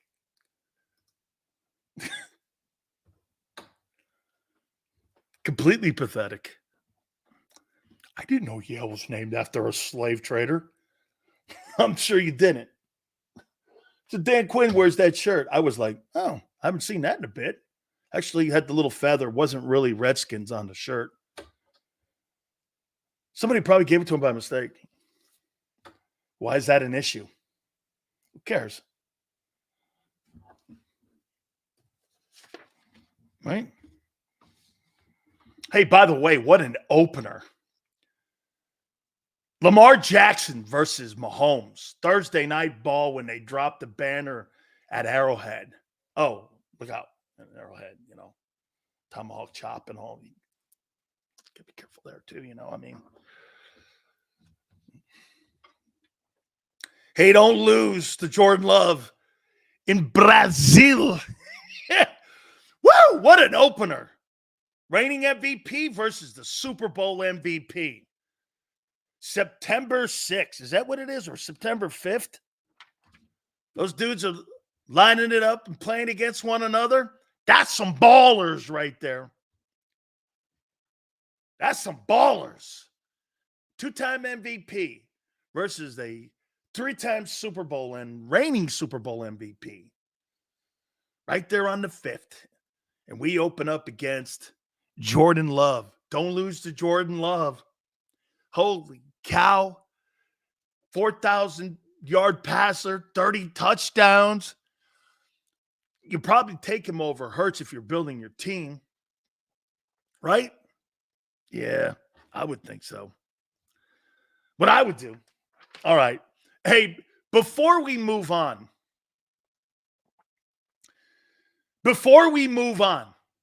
to my top 32 Big Sills general managers, I got to hand it to LeBron James. Hey, LeBron, you're great. Your greatness is on display. Your greatness is on display. Xander, everyone, it's amazing. I've never seen anything like it. You are such a great basketball player. Now, I don't believe you're the GOAT, but you are without a doubt one of the greatest of all time. Because if you can get your kid drafted, who averaged 4.8 points a game at Southern Cal and never started, and you could get him drafted in the NBA, you know everything that's wrong with the NBA. Howie ain't drafting that on potential. Not even Howie's going to draft that. Hey, dude, Trotter is a good player. He made all conference, played on some really good football teams at Clemson. That guy's not good. Kudos to you. Good job, dude.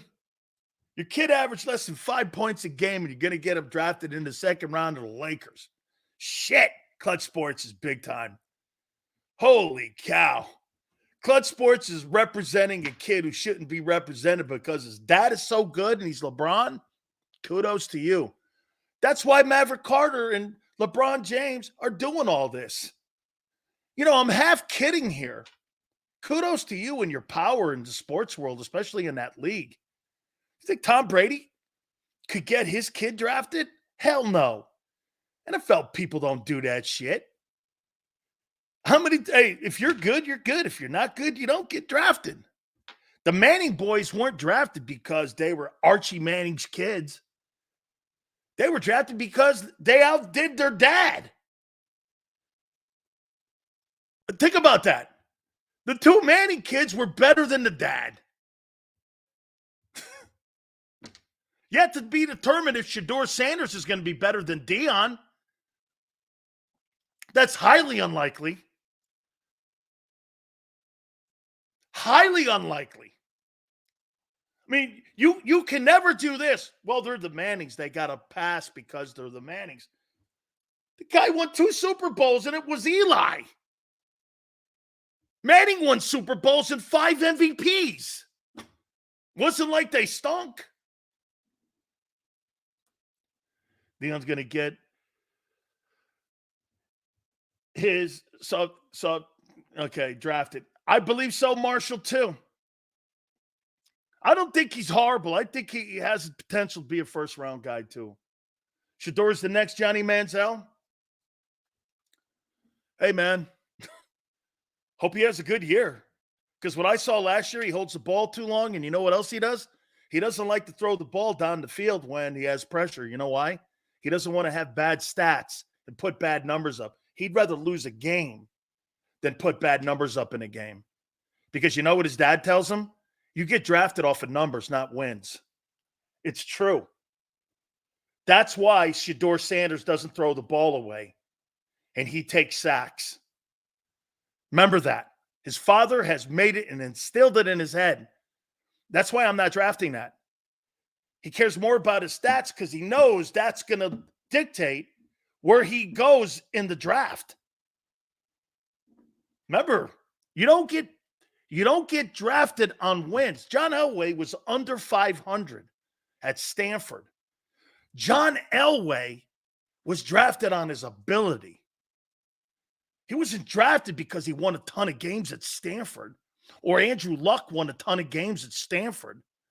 They're drafted because you saw raw. You think Josh Allen was drafted in the first round because he played at Wyoming? You were drafted on your ability and your physical presence, not how many games you win. Not how many games. Yeah, Elway had an under 500 record at Stanford. You just saw it. You went, okay, Stanford sucks. He's great. Hey, Sells, how about Austin Rivers saying he can name 30 ball players who can play in the NFL? Yeah. Yeah. Remember something, Denny? I'll pull a Mike Tyson out on you. Yeah, well, everyone's got a plan until they get punched in the fucking mouth. Just remember that, Denny. Everyone's got a plan until they get punched in the mouth. Yeah, man, I got a plan. I know how I get it. Bam! Okay, maybe I don't. Hey, maybe I don't. Maybe I don't have a plan. Nobody knows better than JAKIB and Biggs. Yeah. That's right. Hey, JAKIB is this, the Joe this, they do that. The big bad guys of the Philadelphia sports media. JAKIB is the big bad guys. They do this, they're hard. Yeah, how about your companies, man? You guys look like the Titanic at the bottom of the ocean floor. Hey, what happened to everyone? How come we're the only dude on the island now? It's like on Big Sills Island. How come I'm the only one standing? Oh, that's it. Like Neil Armstrong on the moon. Well, one big step for Big Sills, one big step for JAKIB. You should have a picture of Big Sills in an astronaut uniform, stepping on the faces of everyone in Philly, including you, Bob.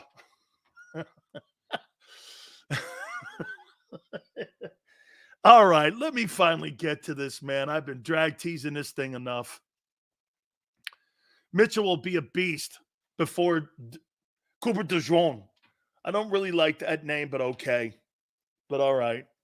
So the guy from Toledo is going to be good. Well, we'll see. We'll see.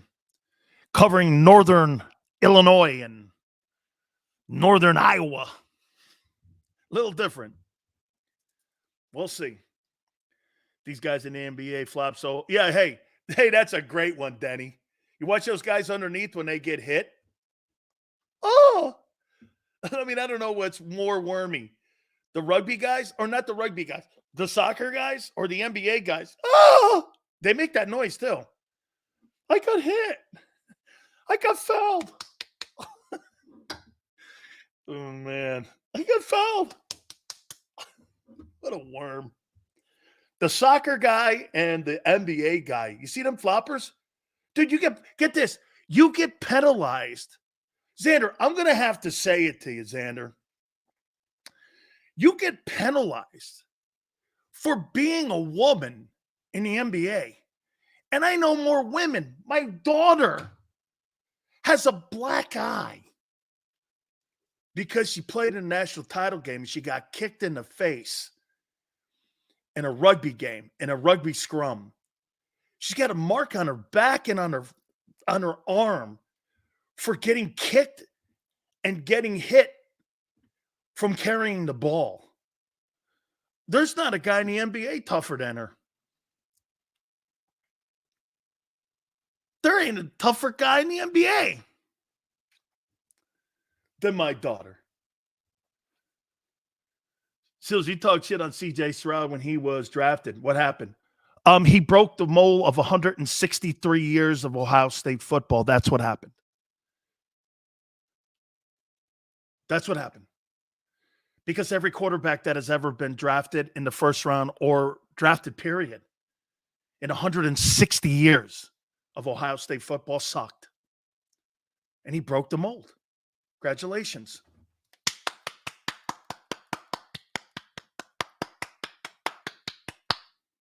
He did it. The guy they got in there now, don't worry, they're going back to where they were before. Be another 150 years. Be another 150 years. Hate to say it, but it's tragedy to get to the line.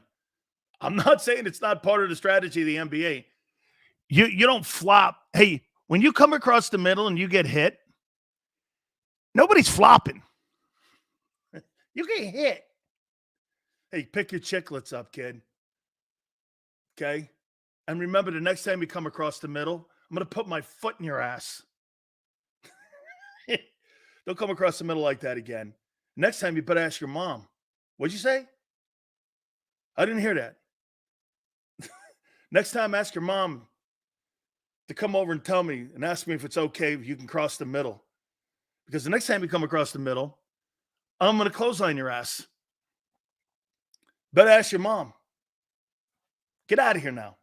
Go back to the huddle. Go back to the huddle. You heard me. You hear the old line guys going, go on, before you get your ass kicked.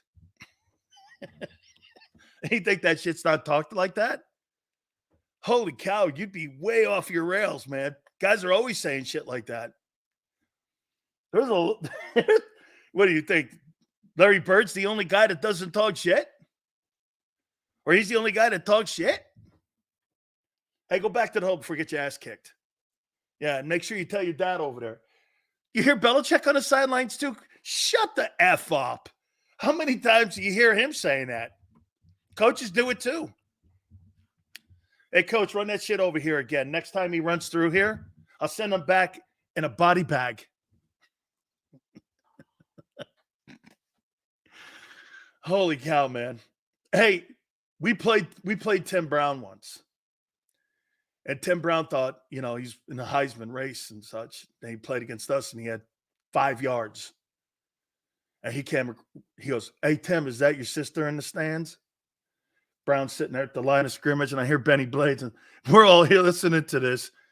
And then you hear other guys talking, Bubba McDowell and all these rest of these. Hey, is that your sister and your mom in the stands? Tell you what, we're going to beat your ass in front of them right after we beat you here. And we're going to beat you up in front of your entire team. I'm sitting, we're in the huddle. Jerome and I are going like this. And Benny goes, well, you guys do it all the time. I'm like, hey, no, I'm very impressed. I'm very impressed. Jerome looked over at him going, I didn't think you had it in you. I didn't think you had it in you. Oh, my God. Hey, man, wait till I get a hold of your sister. I'm thinking. Jerome's looking over at me, and I'm going like, I can't believe they're doing it. Oh, man. Sill's the type to say that Dak owns the Eagles. He does, 9-4. But without knowing the Eagles, the Eagles rested their play. Well, that ain't on the 13 games. He's got 9 wins. You guys rested them all 9. Like this last year when he beat the shit out of you in Arlington. We rested him. We rested him. You rested him 9 times? 9 times. In 13 games, you beat him 4 times. You rested him all 14 times. Oh, okay. And I don't even like Dak. Hey, come on, guys. Hit the like button. I appreciate it. All right, let me do this, man. I know I've been...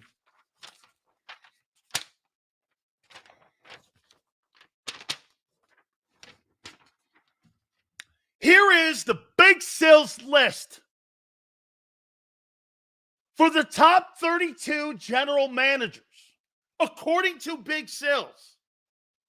Here are the parameters. Fabulous talent evaluator. can deal with salary cap. Manage contracts. Hiring of coaches. Hiring of assistant coaches. Is that fair? You want to add anything else? Is there any other metric you want to bring in?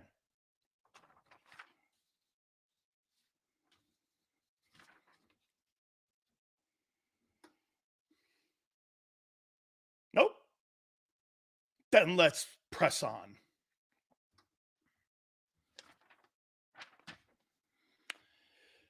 Number 32. I think this guy's the worst general manager in the National Football League. Some of the deals this guy has made and some of the biggest mistakes he's made just in the last 4. George Patton, Denver Broncos. What a shit show going on up there. Number 31. Terry Fontenot, Atlanta Falcons. Probably a little too low. Okay? Probably a little too low. I got number 30, Dan Morgan. Hasn't had an opportunity yet to get through a full season, so we can't rank him high. We don't know yet.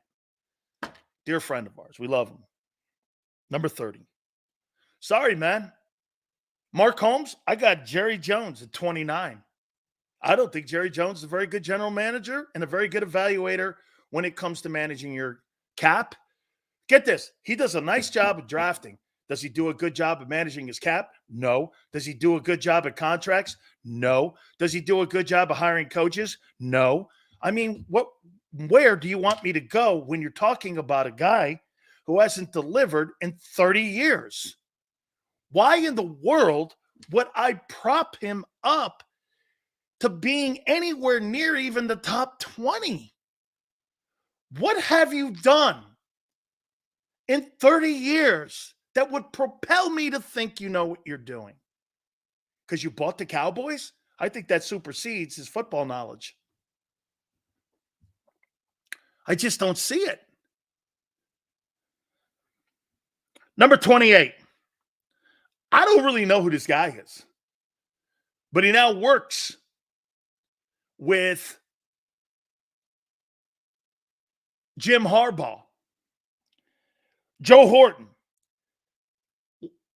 Los Angeles Chargers. It's the first time the Chargers don't have a general manager with teeth. By the way, condolences to A.J. Smith. A.J. was a bulldog. I'll leave it at that. Couldn't really talk to him much. And I liked him a lot. Knew him well. Ran the Chargers. Condolences to his family. He built some really nice football teams. Number 27. I don't really know a lot about this guy. He just got elevated in New England.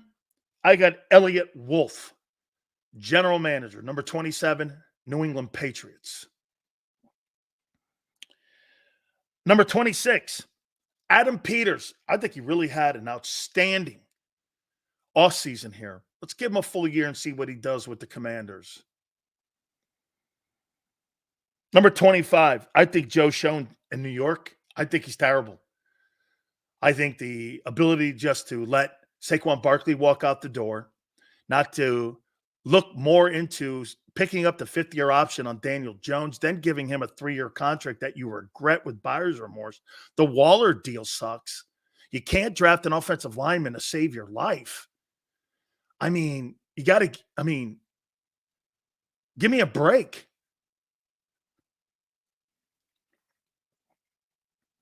Number 24, this guy here, I'm shocked he's able to work with Doug. Trent Baalke was an absolute train wreck in San Francisco. Imploded the entire franchise. They're doing a nice job in Jacksonville, but they got to win, man. They got to win. Number 23, I like the guy a lot, know him well. Rand Carthon, former New York Giant, is now running the Tennessee Titans. We'll see what he does. They need a quarterback, in my opinion. Number 22, New York Jets, Joe Douglas. What exactly has he done? What have the Jets done since he's been GM?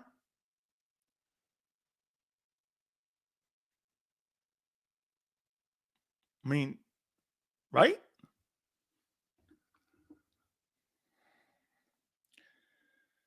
Number 21,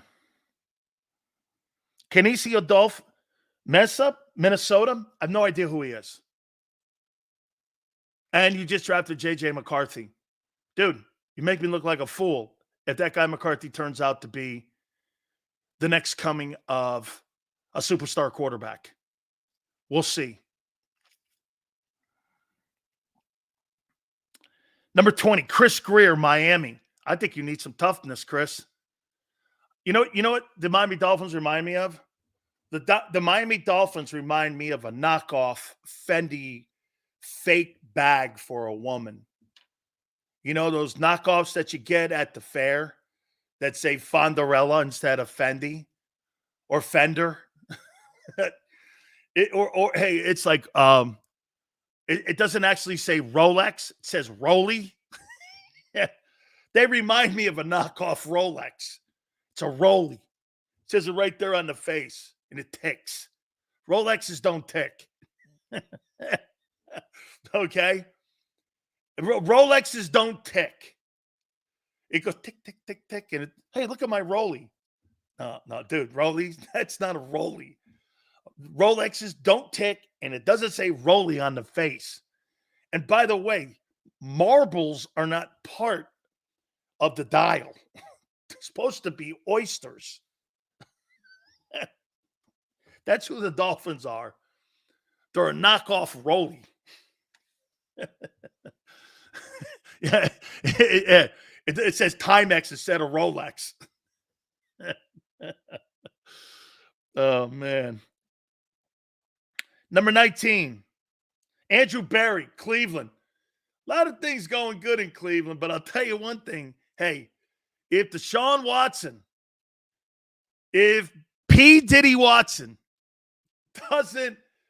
if that guy doesn't make it happen in Cleveland, P. Diddy, you think the heat he took, if he puts as bad a tape together as P. Diddy has at his house, he going to have some troubles in Cleveland. Okay? There going to be some problems in Cleveland. If P. Diddy Watson and Andrew Berry don't make this thing work this year, man. Holy cow, man. Come on, P. Diddy. P. Diddy Watson. Well, doesn't he have bad... Hey, Twiz, doesn't he have bad tape too? Oh, my God. Hey, Hollywood, that's a great point. Maybe if we brought back the massages, maybe if he played for the Patriots and he went up to New England and he played for Kraft, he'd probably have an all-pro season if he went up there. Think about it.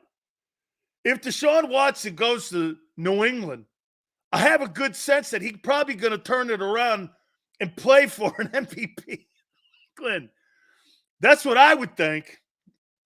You know, you got to go where the massages are. That's what I'm saying. I don't know. What the hell do I know? Oh, man. Oh, okay. I have no idea who this guy is. 18, but he's doing a nice job, man. Manetta Osenfor, Arizona, had 11 picks this last year, man. Picked up Marvin Harrison Jr. Done some nice things, man. I think Arizona's going to be a surprise. Don't say that, Sills. Meek. Yeah. I'm just saying, man, if he go, Giselle will get pissed at him, too, if he goes to New England. Don't go where the money is, Deshaun. Go where the massages are. Remember that. That's just advice from Big Sills. Go where the massages are. Oh, man. Number 17, Chris Ballard. Big Sil's top 32 NFL general managers. Indianapolis Colts. Nice hire by him with Shane Steichen. Number 16, I like Tom Telesco. I think he does a nice job. I think he had the Spanos family to deal with, which is impossible. We'll see now with Mark Davis. That's another family business that you have to deal with. But I like Tom Telesco and his talent evaluation. Number 15, Mickey Loomis, New Orleans. Super Bowl champion, general manager. Put together some really good teams down there with Sean Payton. Does a nice job for the Penson family. They've been in trouble the last couple of years, but I think New Orleans may make a bounce back. Number 14, Omar Khan. Anybody in Pittsburgh is a great general manager. Pittsburgh doesn't hire shitty people.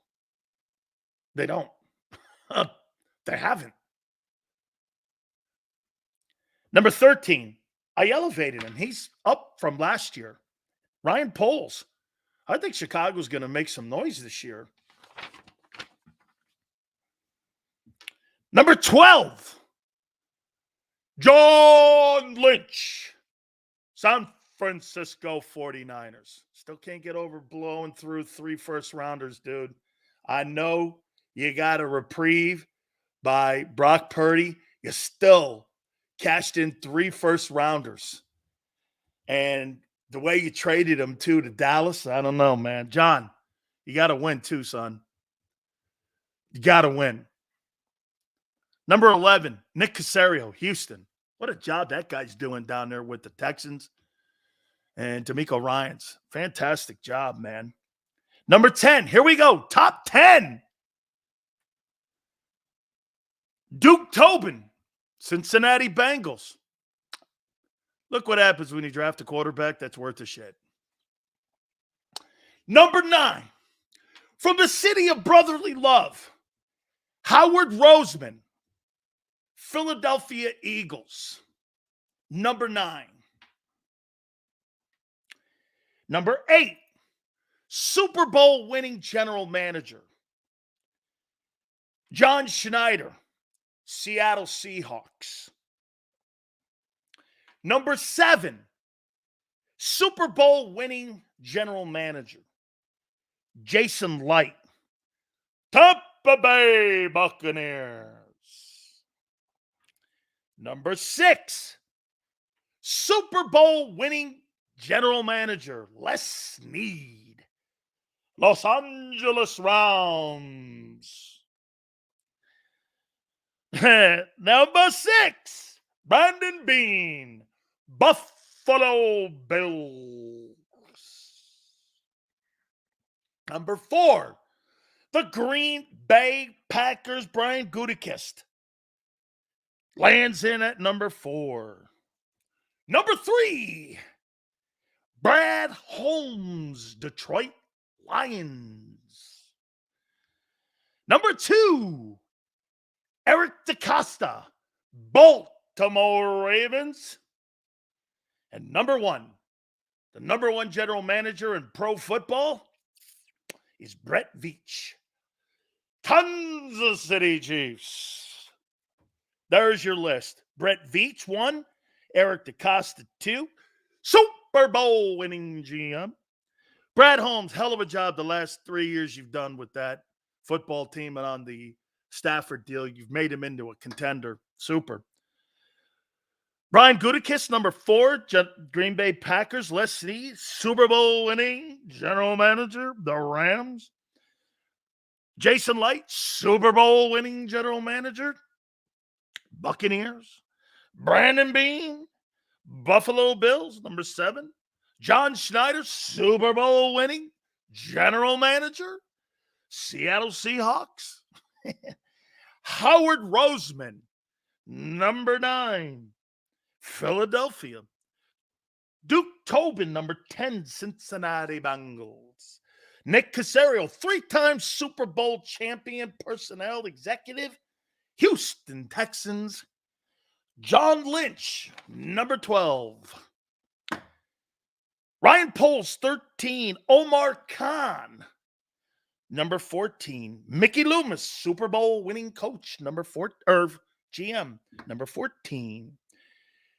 Tom Telesco, 16. Chris Ballard, 17. We'll stop there. There is your top 32 general managers. How you doing? Love you, excuse, but you screwed the pooch on this one. Why? What has Howie done more than Brett Veach, DaCosta, Snead, Light, Schneider, Casario? I didn't even have him ranked ahead of Casario. What's he done?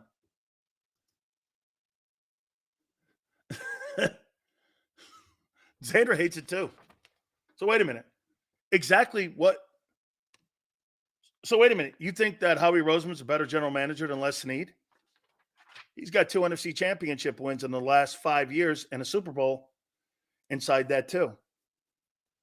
What's he done? That's different than Howie.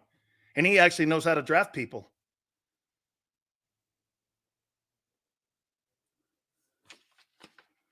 This was drafting, not just being a bookworm or a CPA.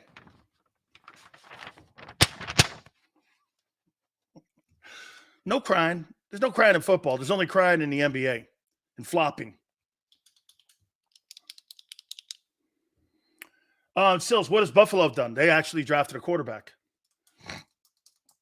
That's what they've done.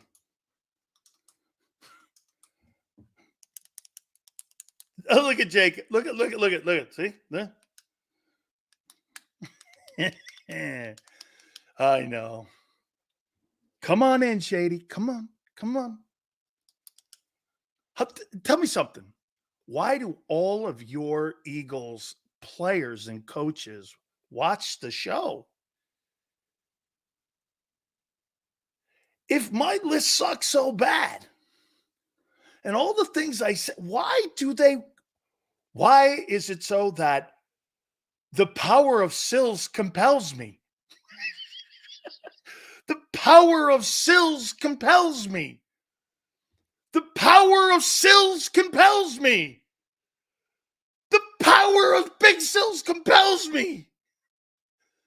The power of Big Sills compels me. Oh, man. Do me a favor, Xander. Tell me where we are in the cap number. Where are we in the cap number here? Because we're going to take a timeout. What's the number we're at here? The power of Big Sills compels me. 185. Give me a break. Let's go, guys. Come on here now. Gary Cobb's going to join us around the corner. You're like a drug. I know. I should kick, but damn, this show is a Twiz has it right there. That's been the story of my career. I hate Twiz. but see, Twiz. Okay. Yeah. Yeah, see? Yeah. Look at LJ trying to diminish. Let me see here. Let me see if Shady was laughing at me. Let's see if Shady was laughing at me here. I got to see here. Got to take a time out here because I got JAKIB coming up. Let's see here. Let me see if Shady was laughing at me. Hold on for a minute. Where's Shady? Come on, Shady. Come to Big Sales. Come on, Shady. Oh, wait, that's Devontae. How come Devontae hasn't changed that at all? He's got me front and center. Hold on. Where's Shady? That was so nice of him, man. Yeah. It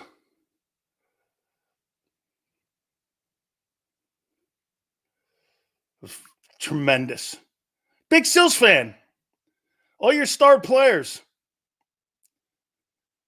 All your star players. Oh, come on. Look at it. Here's the list. Shady McCoy, Jason Kelsey, Bob Lang, Eagles, Devontae Smith, A.J. Owens, big play Slay. Here's Shady right here. Oh, right there. Still, he hasn't changed it either.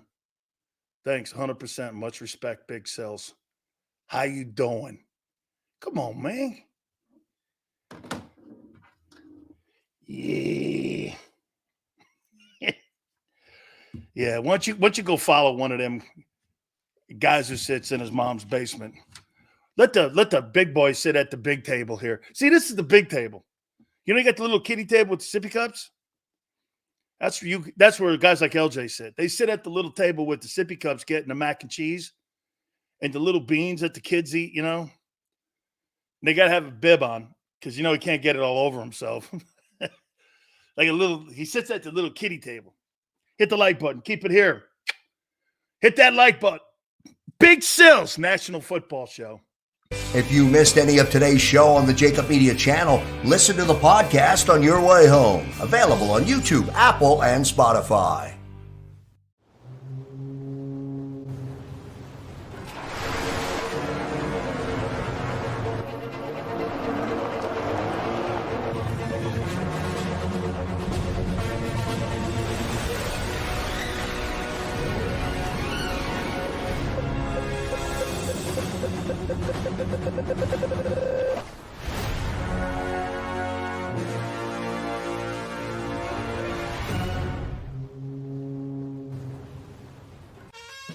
Is the best vacation one that you find or one you get lost in? One that takes you to new heights or reminds you to go with the flow, to get your feet wet and your wheels spinning? One that lets you find your own rhythm or get carried away? Find the best of yourself. Get lost in the woods. Plan your stay in the Wildwoods today. Go passionately. Go fearlessly. Go confidently. Go Birds! Go confidently towards your goals with First Trust, Philly's hometown bank for nearly 90 years, and the official bank of the Philadelphia Eagles. We're focused on getting you over the goal line. So go with conviction. Go with trust. Go Birds! And go forward with us by your side. First Trust Bank, the official bank of Philadelphia Dreams. Oh, and go Birds. Listen, if we even think you owe us money, you won't know what hit you.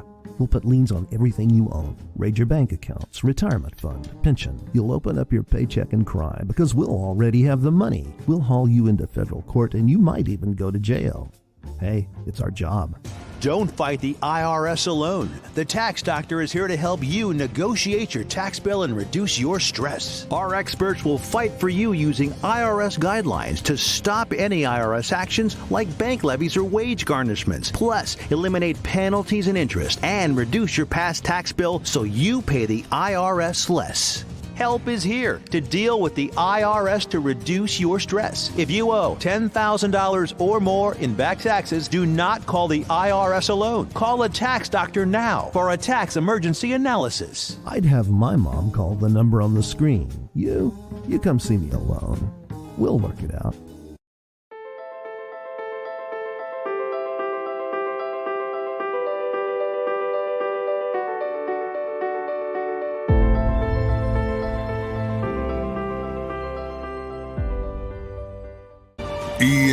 EAGLES, Eagles.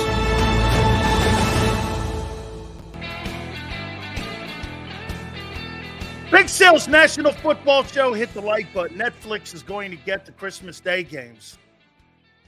That shows you where streaming is. By the way, the internet is now destroying cable television. Cable TV is being destroyed. And this is why you see you think the National Football League does shit for free? They don't do anything for free. By the way, Merrill Reese will join us at 5:30 Eastern. We will talk with him and get his opinion on that. By the way, I want to thank Shady McCoy for responding to me just a couple minutes ago, and him responding to me and thanking him for what we said about Elliott Shore Parks and those two guys, D-Jacks and Deshaun Jackson are trying to find some time to come on the program. By the way, many people who are not fans of mine were giving us kudos because we had their backs. I don't know how a guy like that's in the locker room. And he lost his livelihood that day. Think about that.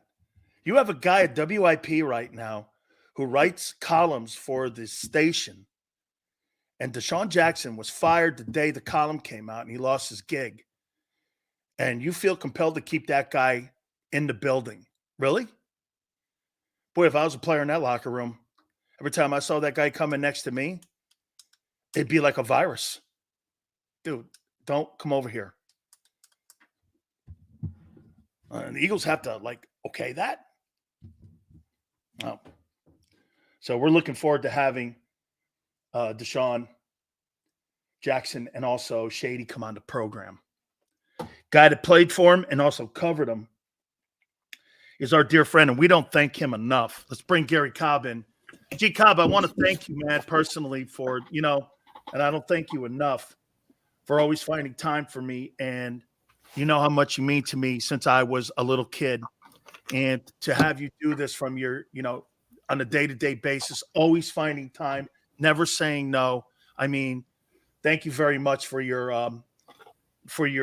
time and for everything that you do for the program, because you've helped build it to now get this. Here are the people who have responded to the program. Over the weekend, Shady McCoy responded to me saying something about a guy that wrote that column on Deshaun Jackson. I guess they did a podcast. And his comments were, thank you, 100%. Much respect to you, Dan Sileo. Thank you for doing that. It means a lot to us. And I was just like, any brother would do that for a guy who played in the league, So those guys were really awesome. We've had A.J. Brown. I think it's got a lot to do with how you brought me into that community too, and how people know you and who you are. So thank you, Gary. No problem. Gary, let's get into, as they're getting ready to do more installments here, and I want to start on the side with Vic Fangio. If you're looking at the way they're going to go 34, do you think that could be a detriment, or do you think that's the way the NFL is now, that you need to have more contain and control, and the 34 gives you that, and that's why he's going to that? Because for me, I don't think they have the linebacker personnel to play that. Why would they go to a 34? And is that where most teams are going today? Well, I see. I can't say that most teams are going to 34. I think that, most of the teams are thinking pass, So when you do play the 34, it can be effective against the pass, but you really want to get pressure on the quarterback. And I think that what he does is he plays the 34, but, it's not a pure 34. He's always got the two guys outside. I think inside you're going to have guys who are going to be doing a lot of different things, but I don't think it's a pure 34 that he plays, because, you got to rush the passer. And I think the way to do that is, if you're in a pure 34, that is not they don't look at it as the optimum way to get to the passer, because, in a pure 34, you got the nose and you got, the defensive ends. So that is not the best way to be a pass rusher. So I don't think they play a pure 34 out of his defense. He does a lot of things. I think he does like to play a defense which is will give up the short pass, but not giving up big plays. That's the whole thing that he has built his defense on, which is don't give up big plays. Gary, do you agree that what's going to help that defense out is being more of they have to get that running game going on that offensive side for field position and for time of possession, like they did in 22? As they're going through these OTAs and these mini camps, don't you think that that's the number one priority, is getting back to having more ball controlled football to where they can help that defense? Because, Gary, I think they got caught late in the year with a lot of 3 and outs, And that's what put that defense behind the sticks a lot. So would you think one of the reasons not only was Barkley brought in to run the ball, but pass protection, and also to go back to being a little bit more dominant at the point of attack?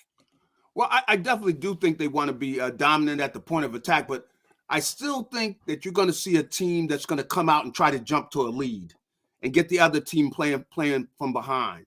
So I do think they want to do that. And then when they get them playing from behind, I think Vic Fangio, what he believes in is turnovers, interceptions, forced fumbles where you get pressure on the quarterback and you cause turnovers. I think that's the way they want to live, where the team is trying to catch up with them and they're able to force some turnovers. But they do want to jump to a lead because I think that part of Nick Sirianni is going to continue. And Kellen Moore is an aggressive play caller. And, you got all these weapons offensively. They've got to go into this season thinking they're going to have a very successful year scoring the football. I mean, you got all these weapons. You got an abundance of weapons. The whole thing you got to wonder is, well, should we run or should we pass? And I think they're going to want to throw the ball. And because, I like the thought of, with Saquon, you get the ball to him just on a little swing route. It's going to be tough against the defense to tackle him in open field, stop him from getting 6 or 7 yards just on a little swing route, because you got to worry about these receivers. You're worried about them. So I could see where this offense, and that's one thing, the swing route, I think is something Jalen needs to improve on, because you got to throw the ball early and you got to throw it where you're leading the receiver going forward.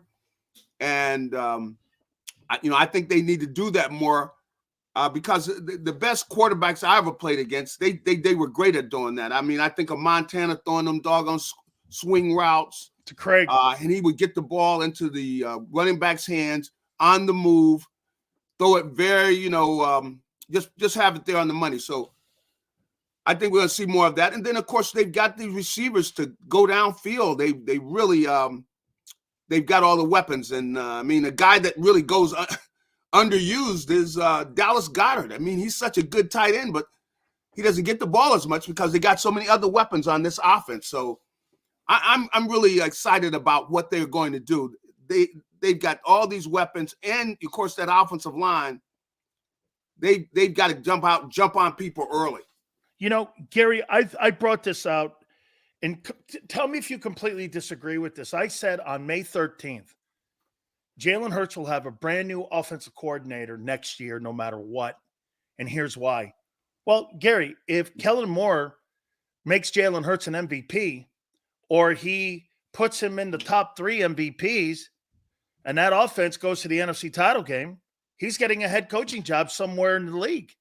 You're back to square one. Well, I'll tell you what, do you think the Eagles, Gary, would ever contemplate? Can you imagine this? Nick Sirianni gets the 2 NFC title games. Yeah.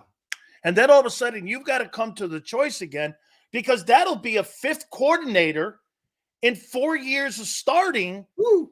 If you let him walk out the building like you did Shane Steichen. Uh-huh. Now, I'm getting ahead of everything, but everyone's with the assumption that he's going to turn this thing around. Well, if that's the case, he's not the head coach unless you make one really tough call. And that's admitting that you were wrong on firing of Doug Peterson. So how could you see that scenario playing out? Do you think they would just let Kellen walk out and start from scratch again and do exactly what Hurts has been talking about, not having stability at the coordinating position? How do you think they would handle that? I tell you, that's really a tough decision, boy. Because, if anything, some of the things they've done, they really haven't shown confidence in Nick Sirianni. So if they do get him, they haven't shown confidence in him that he's no longer really the offensive coordinator or the controller of the offense. That's really Kellen Moore's job. He's really a guy who they've shown, well, we believe in him. So if anything, I'm saying that they have an outstanding year, Kellen Moore might become the head coach. boy, that's quite a to think about exactly what they do there. But I will lean that way because I don't think they've shown confidence in Nick. With the way so that you'd they fire a guy, and by the way, I agree with you. They would fire a guy because they see. To me, look, Gary, look at the NFC. You got Kyle Shanahan and Purdy. You've got LaFleur and Love. You've got Detroit's going to have to go through this because that guy's going to get a head coaching job. Dan Campbell's not the play caller. That's up right. there. That guy would turn down a couple gigs. He turned down the Washington job. Dak Prescott has Mike McCarthy. The majority of all the really talented teams, Andy Reid, Mahomes, what have you, to me, that's a fail-safe to protect your organization from not having to go through turnover. And, Chris Long, I got this from him, actually. He's the guy that said, hey, man, the moccasins on the wall for him. Until they rectify that, that's what the Eagles are looking for. They're looking for a play-calling head football coach that could stop this revolving door. I mean, that's going to be something to watch and see how this thing evolves, because the better he does makes that situation even tougher. But I have even more confidence after thinking about it that they would give Kellen Moore the job, because if he has a great year, you don't want him to leave. You'd rather have Sirianni leave than Moore. If he has a great year with this offense, you want him to stay here. You want him to continue it. If he and Jalen got a good, they work well together. They have a big year. He's the guy you would rather have stay here rather than Sirianni, because you've already shown you don't have confidence in Sirianni and what he's done with the team offensively. After all, he was there last year when they were going down the tubes at the end of the season. Sirianni was right there. So I would say that there's if this team does well, there's a good chance that Moore becomes the head coach. Do you think that Nick is on a short leash if this team gets out to a 2-2 start? I do. I think that I think he would probably feel that Lori's way. never done that, right, Gary? He's never done that in his entire 31 years owning the team, where it the first month and a half or 2 months into a season, he's blown a guy out. Has he? I don't think he's never done that quick. No, he's never done that. No. And so I don't think he would do that. But I think that he has shown, through the way they have treated Nick and especially after last year, with the fact that they have not shown confidence in his knowledge and his decision making on the offense. They don't like the way he did everything last year. They didn't approve of it, and that's why they went out. They got Kellen Moore, who's a young offensive coordinator, and they believe that he's got the answers. And if he indeed does have the answers and they have a big year offensively, I see him in position to be able to move in and take that job. Because if they don't, you said it, he's going to be going somewhere else. They're going to be working against him. And especially if he comes in and he's got a good relationship with Jalen and this offense is rolling, you don't want that to stop. You're going, hey, look, Nick, hey, we appreciate you, but Kellen, you're our new head coach. I'll tell you what, you and me should have went back to our families and told us that you had us way too early, because Jared Goff just got 4 years, $212 million. Jared Goff is making more money than Patrick Mahomes now. He's making $50 million plus a year over the next 4 years. 4 years Detroit just signed him to. I mean, hey, dude, Jared Goff, you and me would not consider him top 10. That's right. He's not top. That's right. This is just amazing. But I have just tried to not get worked up about these salaries anymore. But because, hey, we tried to put these guys in position to be able to do this. This is what we wanted, which is the league is blooming. The league is just blowing up with the way they're doing and everything. So we wanted the guys to get their share of the money. And you know what? If the league is doing great, the people that should get the money should be the players. They should. How get about just decent health care? I know that's. Yeah, you're right. What about just decent? Hey, I just want to be able to get a prescription card, dude. I'm not talking about the guy's money. I just want to, can you get me some generic Viagra, please? I don't want to pay I mean, can I get the generic Viagra just on my card here for $2 here? I mean, why can't I get a prescription card? That's all I think you and me are asking for, right? Is just to get better health care. Yeah. Yeah, but I'm happy for him. I mean, he didn't go in there with a gun to get it. They agreed to it. They signed it. So hey, Jesse James used a gun when he robbed the bank. This guy, Jared Goff, just walked in with his agent. All amazing. Right, and the guy doesn't have a gun for an arm. He's nothing.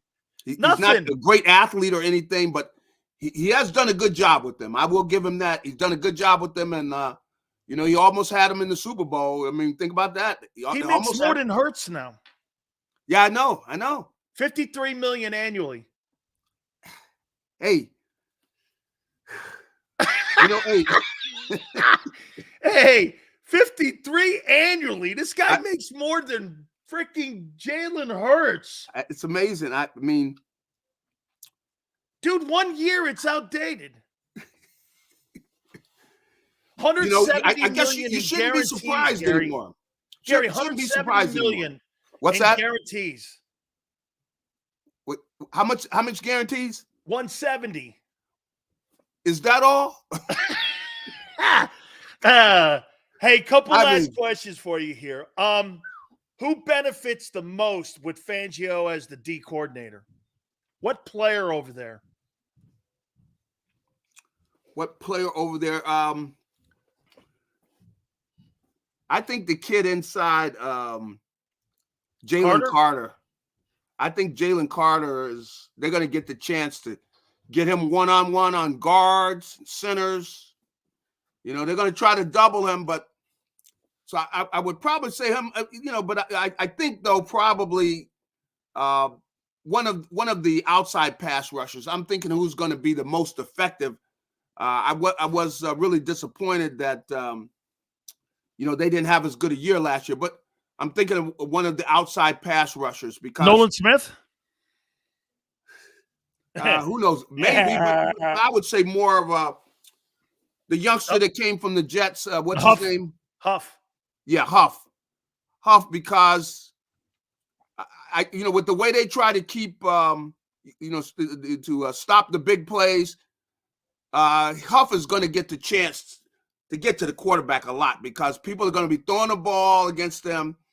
They don't want to give up the big play, so I think those outside pass rushers are going to get a chance to have a big year.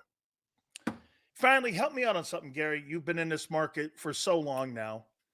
And this is, between the T.O. and McNabb story, this Deshaun Jackson and Shady and Chip Kelly story just never dies, it seems.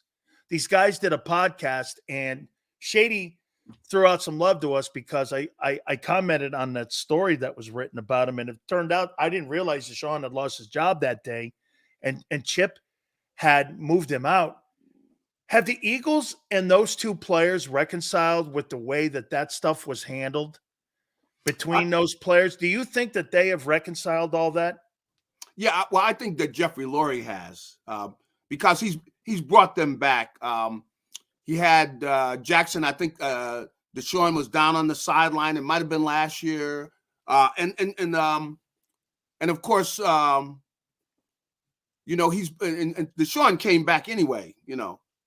But I think both of them are welcome with the Eagles franchise. They were traded away. I mean, these guys at the prime of their career were traded away, which when it happened, you're going like, are you kidding me? It was crazy. So what was your take on Chip? Well, Chip wanted to be the star. Like it's almost like Chip he wanted to be the star where he didn't want the players to be the stars. He wanted to be the star. And I just thought that, he had some good ideas on, which which went well for a while until people really started to study what he was doing.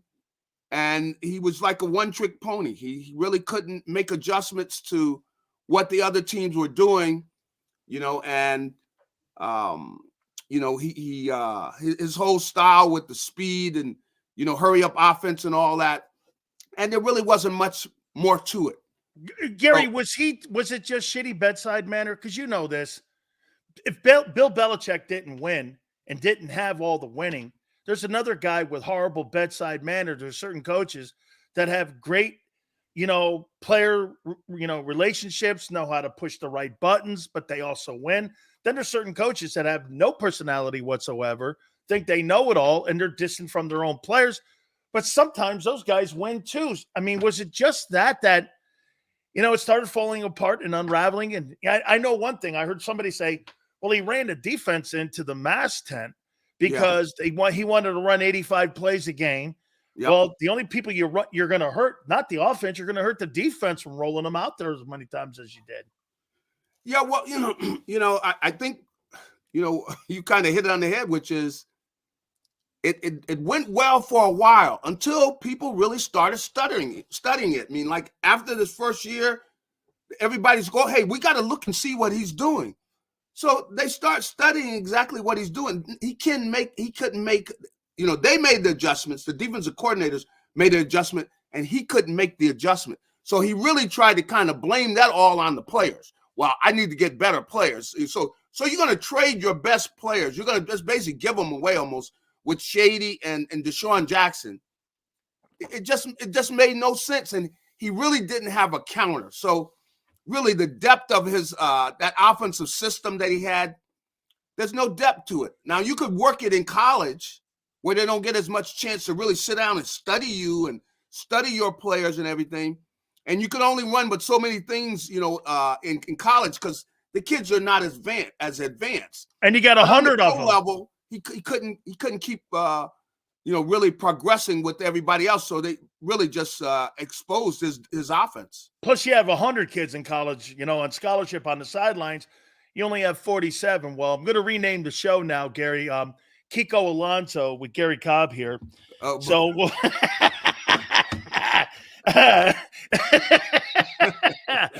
hey, man, I appreciate you doing this, Gary, and I really meant that, man. Thank you so much, brother. I appreciate you always finding time for me, man. Thank you very much. Hey, have a great one. All right, buddy. You got it. Gary Cobb. That's right, man. Fox 29. Make sure you check him out. Yeah, Big Sills changes his name to Kiko Alonso. This segment brought to you by Kiko Alonso.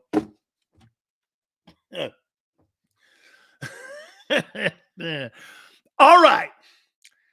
So we are going to do the 2024 Big Sills over-under win totals.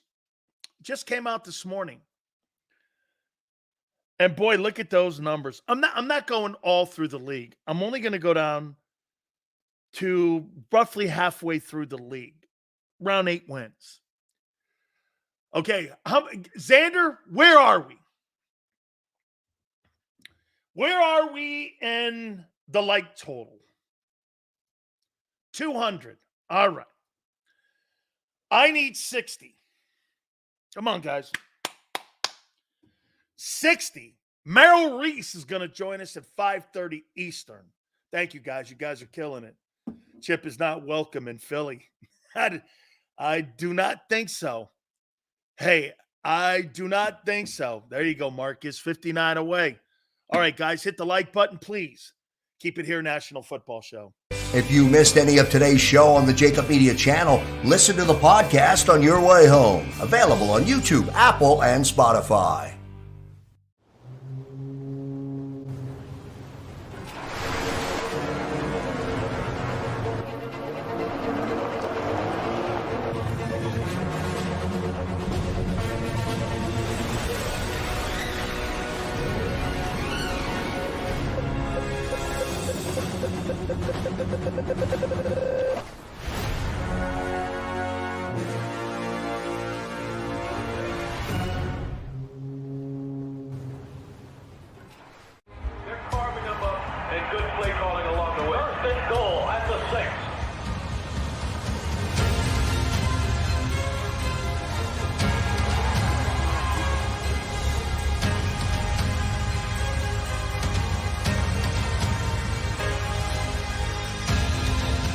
field of life, First Trust Bank is there for you. Champions on three. 1, 2, 3. Because Philadelphia dreams deserve a Philadelphia bank. Heading down the shore. Have a ball once more. Here, imaginations run wild and time stands still. Because here, you can find the best of the Jersey Shore, all on one 5-mile island. So leave the old you behind and get lost in the woods. Wild, wild, wildwood days. Plan your stay in the Wildwoods today.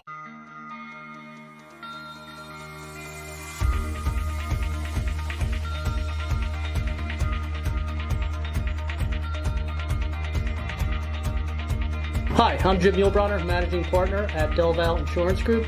Give us a call. We're a local, knowledgeable agency, not an 800 number. Go Birds!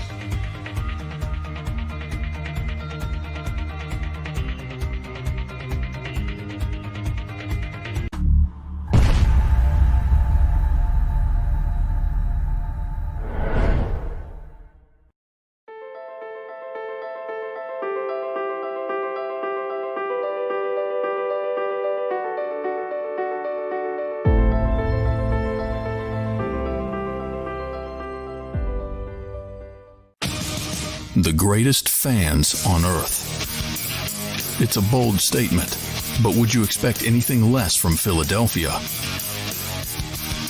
58 years of heartache creates a toughness, a grit, a resolve not found in most. Sure, our prayers were answered, but now that we've had a taste, we're looking for more. Pondley Hockey, official partner of the Philadelphia Eagles. EAGLES. Eagles.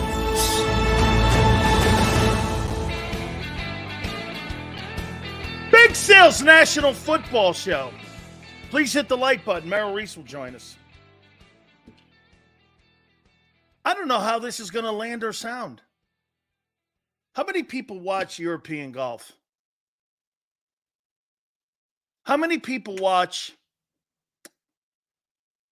I watch F1, but do I watch it as much as I do NASCAR or anything? No, probably not.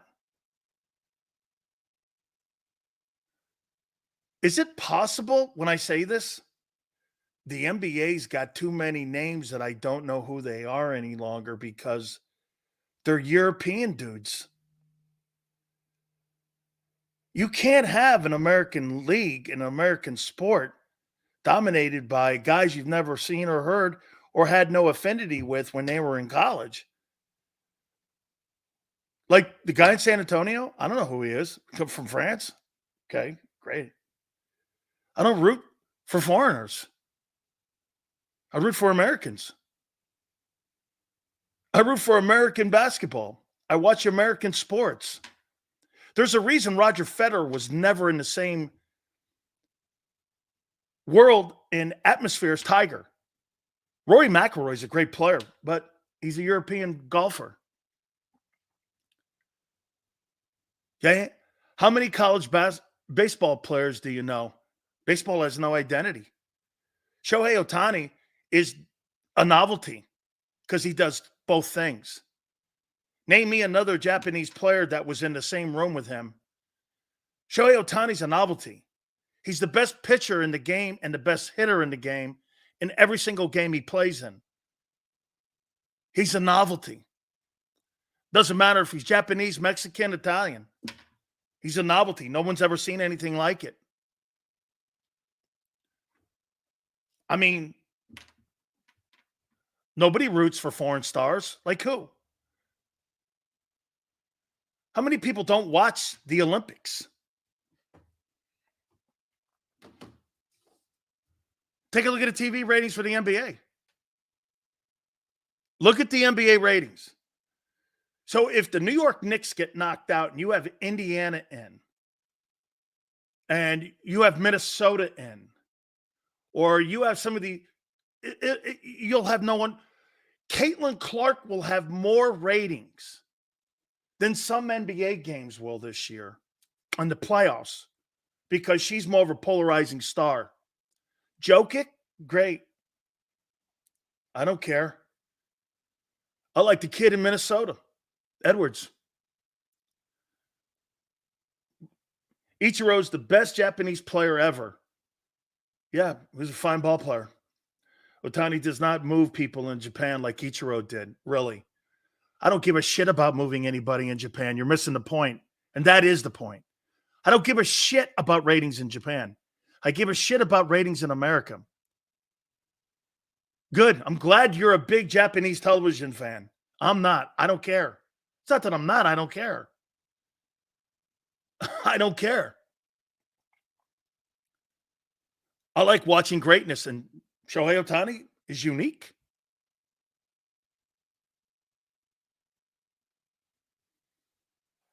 I mean, Ohtani's a worldwide celebrity.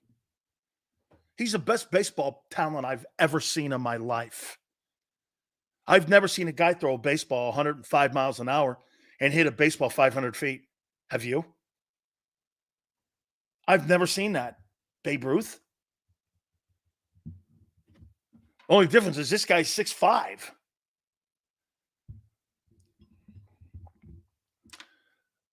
Look at Ultra. He's so fucking dumb. Give a shit about Dominican. Fine ball players. I'm talking about Shohei Ohtani, who's the richest player on the planet in baseball and the most polarizing baseball player. And the first identity, you couldn't put Mike Trout in a lineup in a mall in Minnesota, and 9 people out of 10 couldn't tell you who he is. But if you put Shohei Ohtani in a lineup, everybody's going to know who that guy is. This is like Kate. Get this. How many people agree with me on this? I could put Caitlin Clark in a Philadelphia mall, and I can get the kid Edwards from Minneapolis. Who and how many more people would know who Caitlin Clark is versus the guy Edwards? Now try that when you're a European.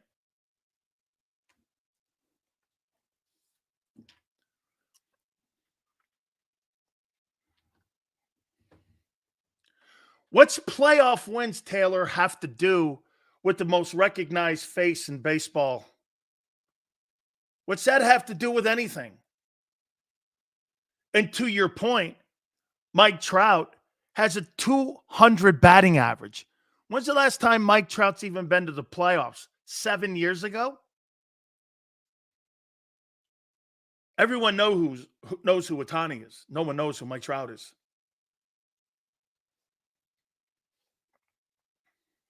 Andrew says the Clark phase will burn out. I don't know. Have you been watching her?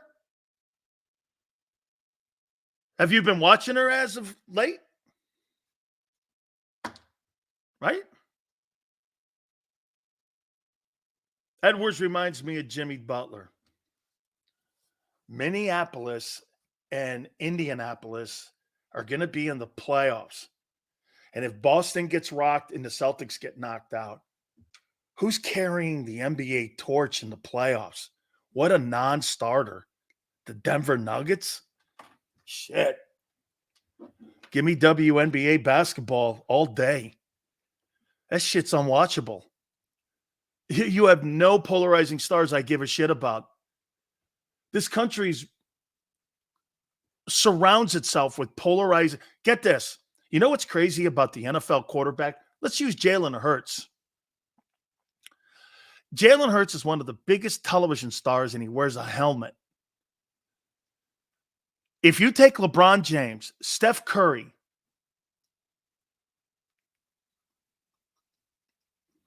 Giannis, who else? Out of the NBA, you couldn't recognize anyone. But you could recognize Jared Goff, who just got $53 million this per annual. Hey, so is Jared Goff a better quarterback than Jalen Hurts? He makes more.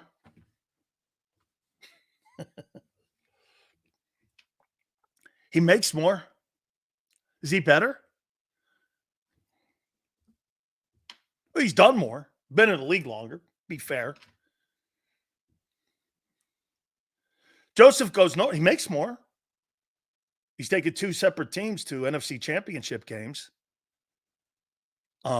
He's gone to a Super Bowl too. Hell no. Where in the world do you think that Jalen Hurts has done one thing better than Jared Goff in his career? Name me one thing. Show me. Give me one thing that he's outperformed. Touchdown passes? Touchdown throws? Passing yards? Completions? Completion percentage? Name me one thing that he's done individually. Where in the world will you come off saying that Hurts is better than Goff? Rushing touchdowns, who gives a shit? Keep them all. Keep them all. You think Jalen Hurts if Jalen Hurts got paid because of his rushing touchdowns, then why are they trying to shut him out from running the ball? Hurts has more rushing touchdowns. Congratulations. A meaningless stat. A meaningless stat. Golf has none. None. Herbert has none.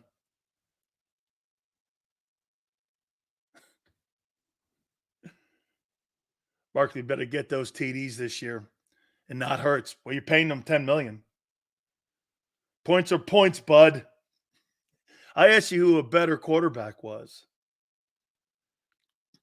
Jalen Hurts is not a better quarterback than Jared Goff. There's nowhere in the resume says that. Isn't that crazy? But you don't want to admit it because you want to put him up with the elite guys. I don't think Jared Goff is elite. 2 different teams to a conference championship game. He's actually done more than Josh Allen.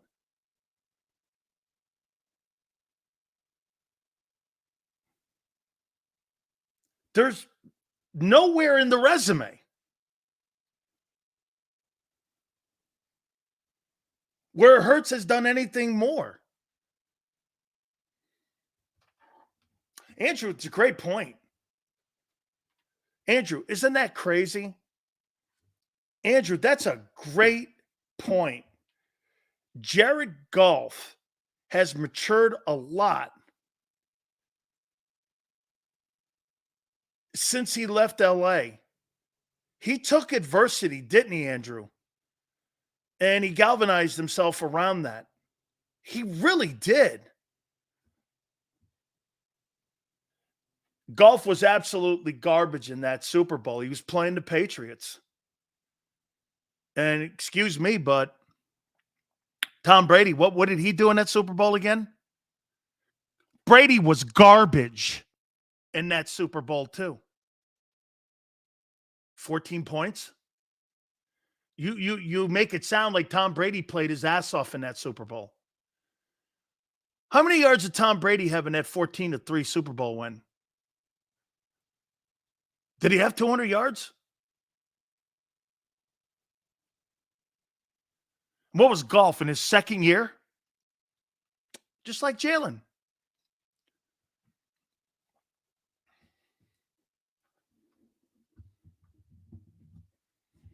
I mean, what did Brady do in that Super Bowl? I forgot. Joe, that Super Bowl was ass. It was terrible. Hey, that may have been, Joe, one of the worst Super Bowls in the last 40 years, man. That thing was terrible. I won't lie to you, man. It was Goff's third year, like Jalen's third year. That Super Bowl was terrible.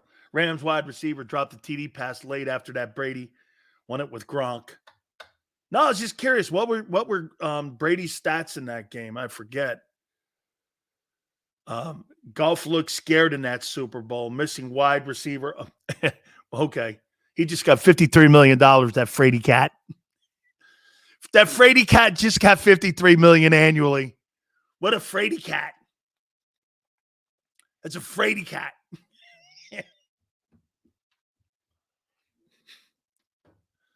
Dude, it was, hey, Andrew, it had to have been one of the most unwatchable Super Bowls. Absolutely, of all time. It was. Let me take a look at that for a second here. Let me take a look at this. Jared Goff stats. This is a really great eye-opener for all you Jalen Hurts lovers. Senor says that Brady's going to get, or Purdy's going to get $55 million. All right, let's take a look at this. In his third year starting, Jared Goff threw for 4,688 and 32 touchdowns. You think Jalen ever throws for 4,000 yards? Probably. You think he throws for 46 and 30 touchdowns? Probably not. Last 2 years, he's gone for 89,000 yards and 60 touchdowns. He's thrown for 9,000 yards and 60 touchdowns, passes.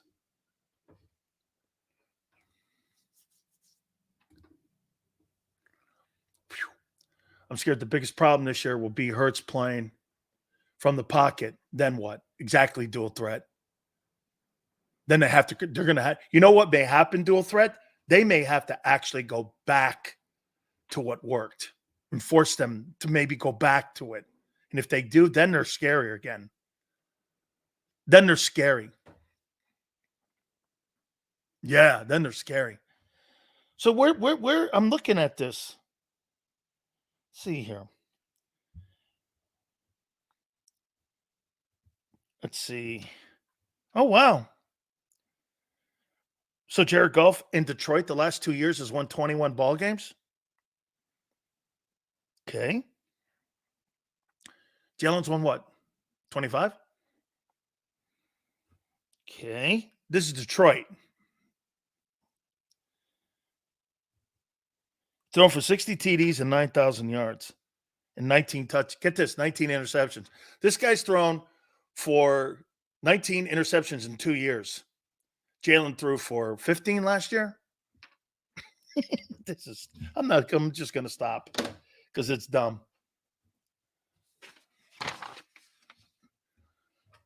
It's dumb.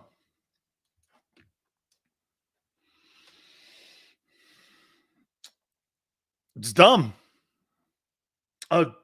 24? Oh, 24.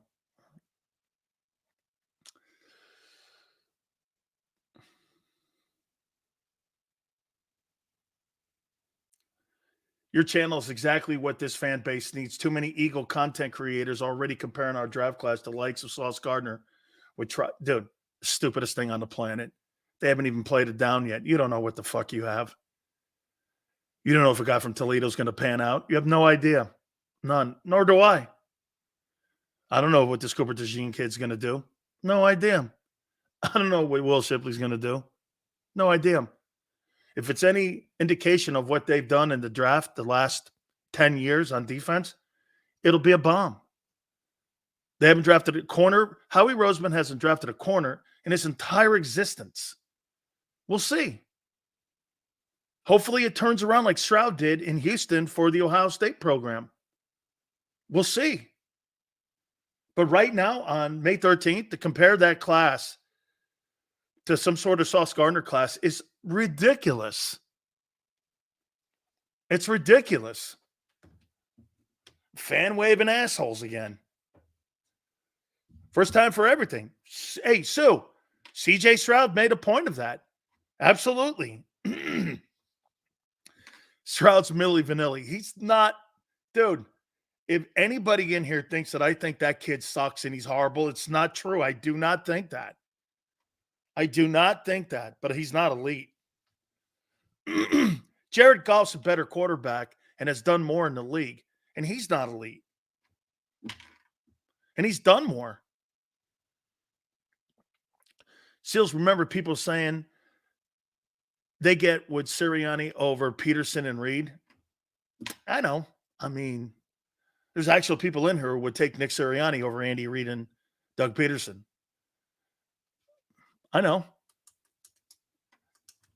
It's because people have to be right.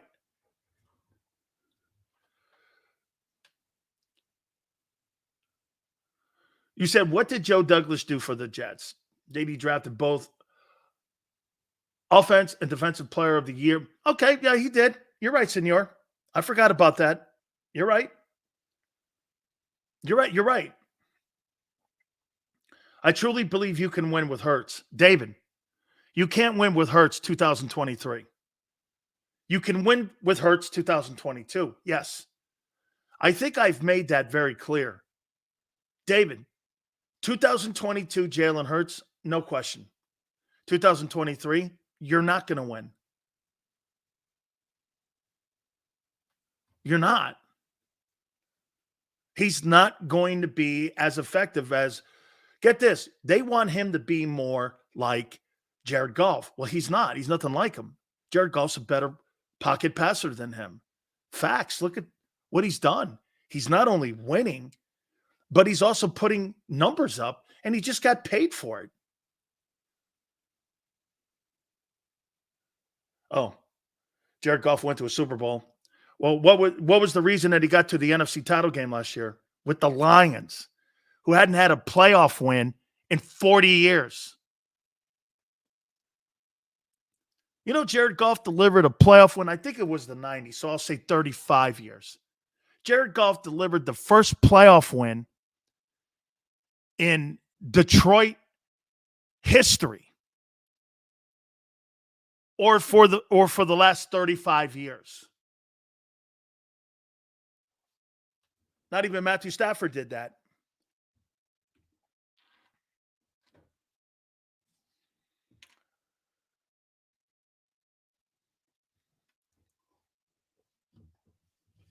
Stafford didn't do it. We got better. Seals, that OC's really good. He is. Prince, he is. He is. Both teams got a really good deal on that. Stafford won a Super Bowl with the Rams. Goff's old team, though. Okay. And Jared Goff just got paid more than Matthew Stafford.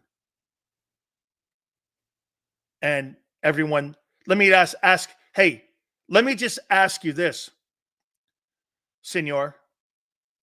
Are you shocked that Jared Goff just got a 4-year, $212 million contract after he was dealt to Detroit? Did you not think he would be escorted out of the building and then looking for another quarterback? Or are you one of those people that are going to change your history and go, wow, no, I predicted this, that he would get a $50 million a year deal? Because I surely cannot lie to you here and go, I thought that guy would get a $200+ million with $170 million guaranteed. Look at Greg. I'm not surprised. He's not surprised after being fired in Los Angeles, going to a place where no one has ever won, and Stafford couldn't win, but he's not surprised. He just signed a $53 million per year deal. That's a fucking lie.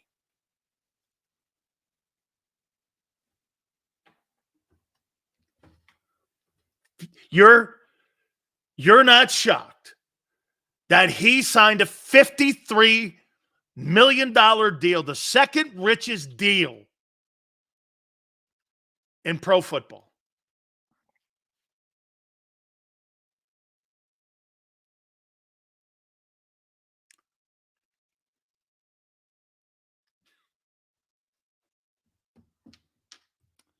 Yeah.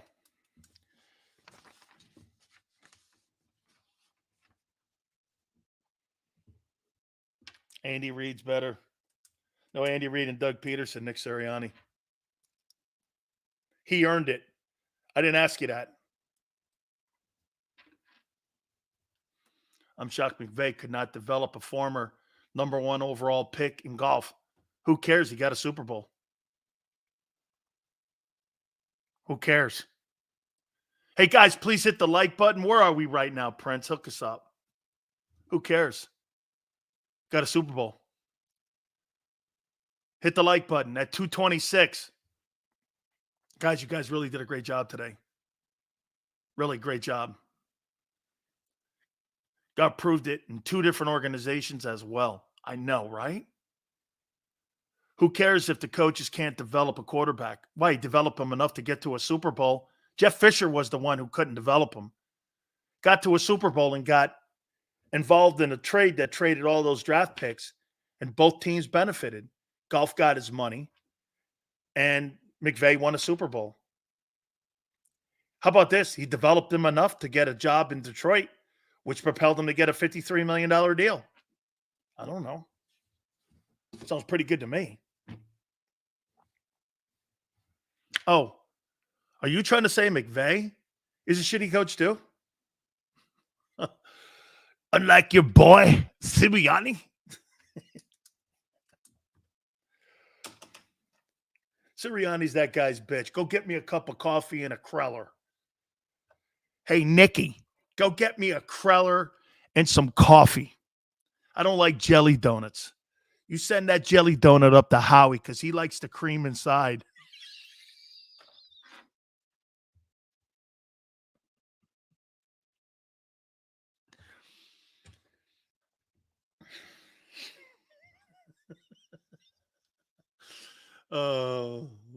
I do. I believe that. I believe McVay is truly one of the greatest there. He's the best coach in the league right now. 230. All right, we're 20 away from 250. I'd like to get to 60, guys. Yes, sir. Starbucks is going broke. Golf did more than Josh Allen. Done more than your boy, Jalen Hurts, too. All right. I'm going to take a timeout because Merrill Reese is going to join us here in a couple minutes. Then we'll do the win totals after. Guys, do me a favor.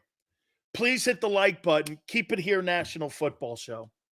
If you missed any of today's show on the JAKIB Media channel, listen to the podcast on your way home. Available on YouTube, Apple, and Spotify.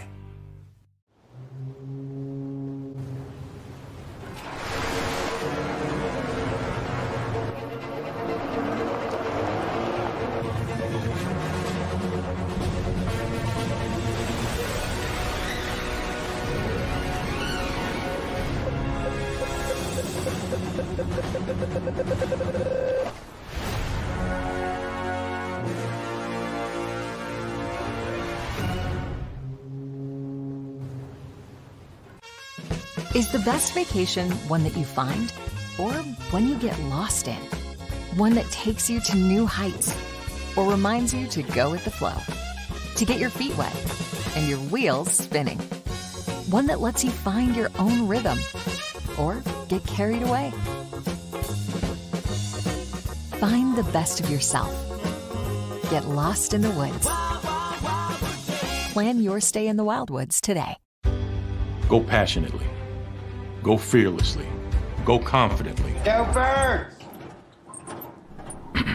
Go confidently towards your goals with First Trust, Philly's hometown bank for nearly 90 years, and the official bank of the Philadelphia Eagles. We're focused on getting you over the goal line. So go with conviction. Go with trust. Go Birds! And go forward with us by your side. First Trust Bank, the official bank of Philadelphia dreams. Oh, and go Birds. Listen, if we even think you owe us money, you won't know what hit you. We'll put liens on everything you own. Raid your bank accounts, retirement fund, pension. You'll open up your paycheck and cry because we'll already have the money. We'll haul you into federal court and you might even go to jail. Hey, it's our job.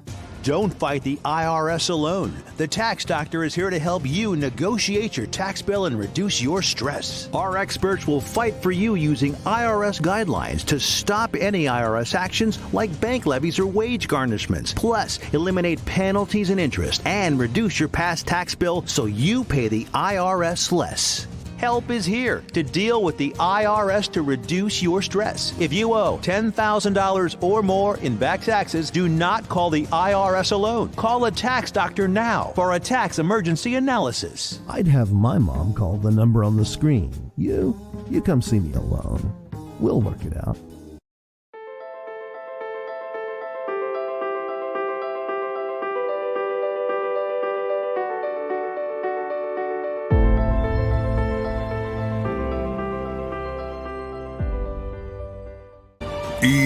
EAGLES, Eagles.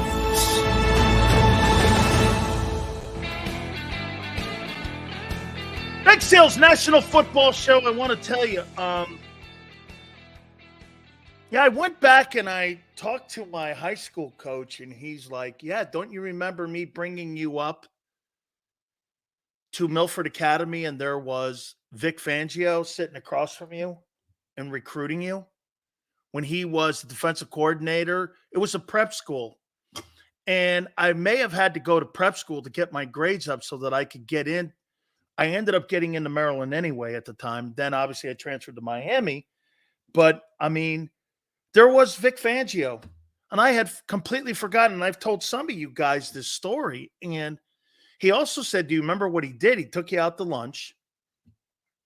I sent him and I told Clint Hurt, the defensive line coach who I know from UM, and obviously he's a friend of ours, I told him to tell him. So I got a text just a couple hours ago from Clinton. He said, Vic goes, yeah, Joe Angelo brought you up.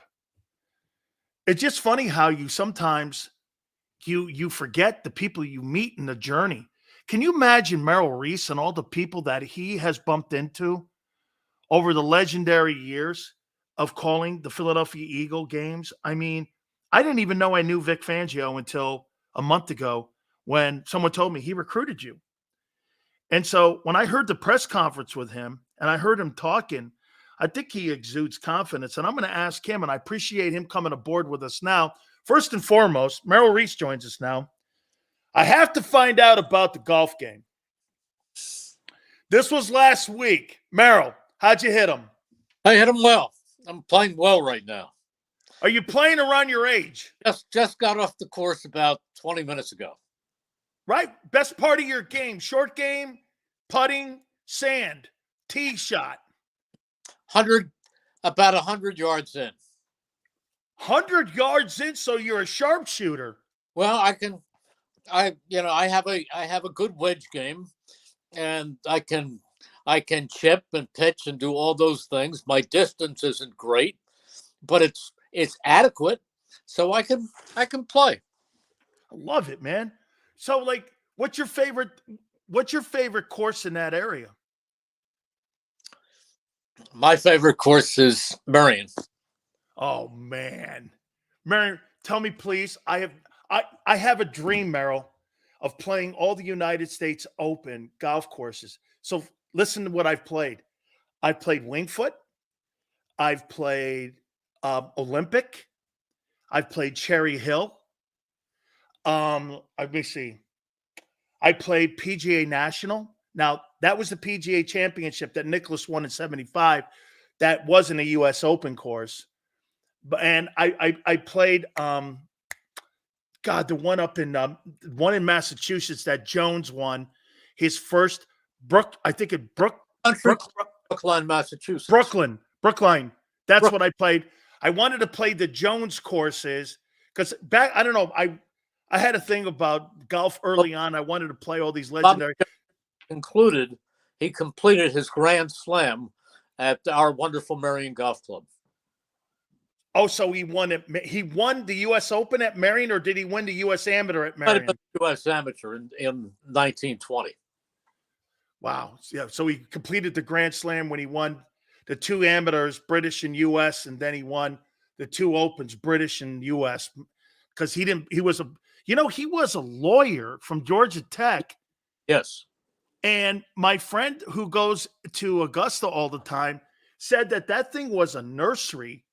And he was such a major guy during the war that from 1945 or whatever it was, they stopped playing the Masters, Right. and they would put all the artillery in the infield. Yes. Yes.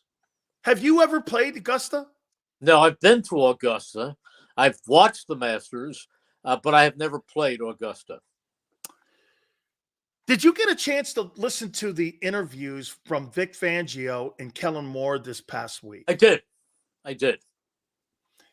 I came away that there's a new sheriff in town, Merrill.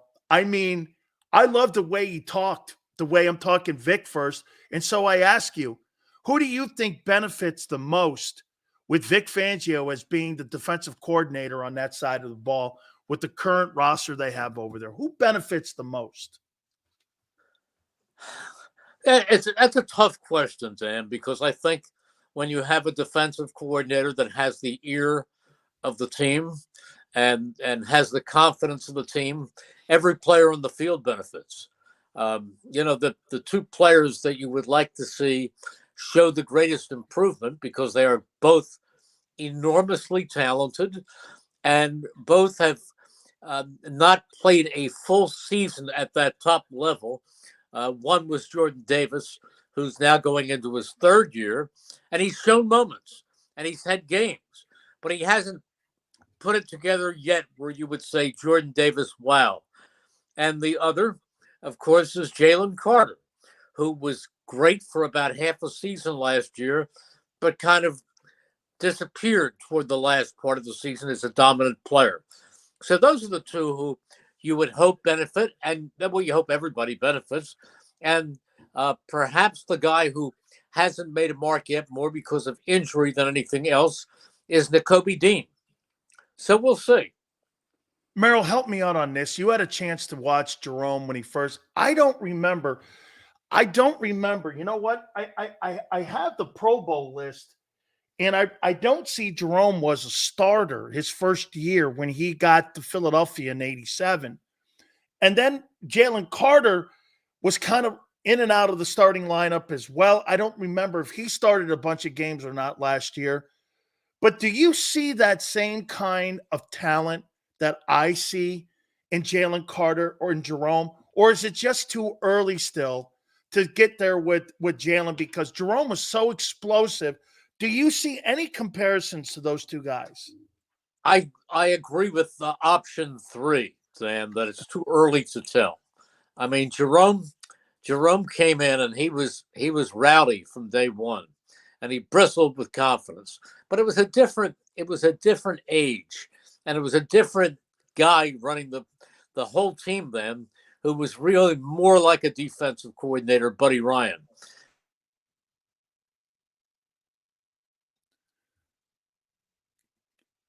Hey, Merrill, you're muted. You're muted, Merrill.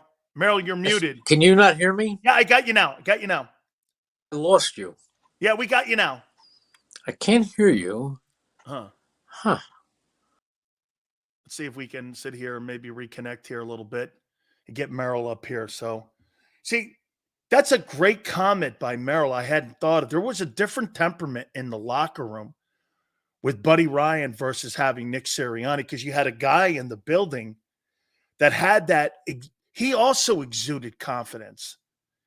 And that defense had to have confidence because the D coordinator demanded it.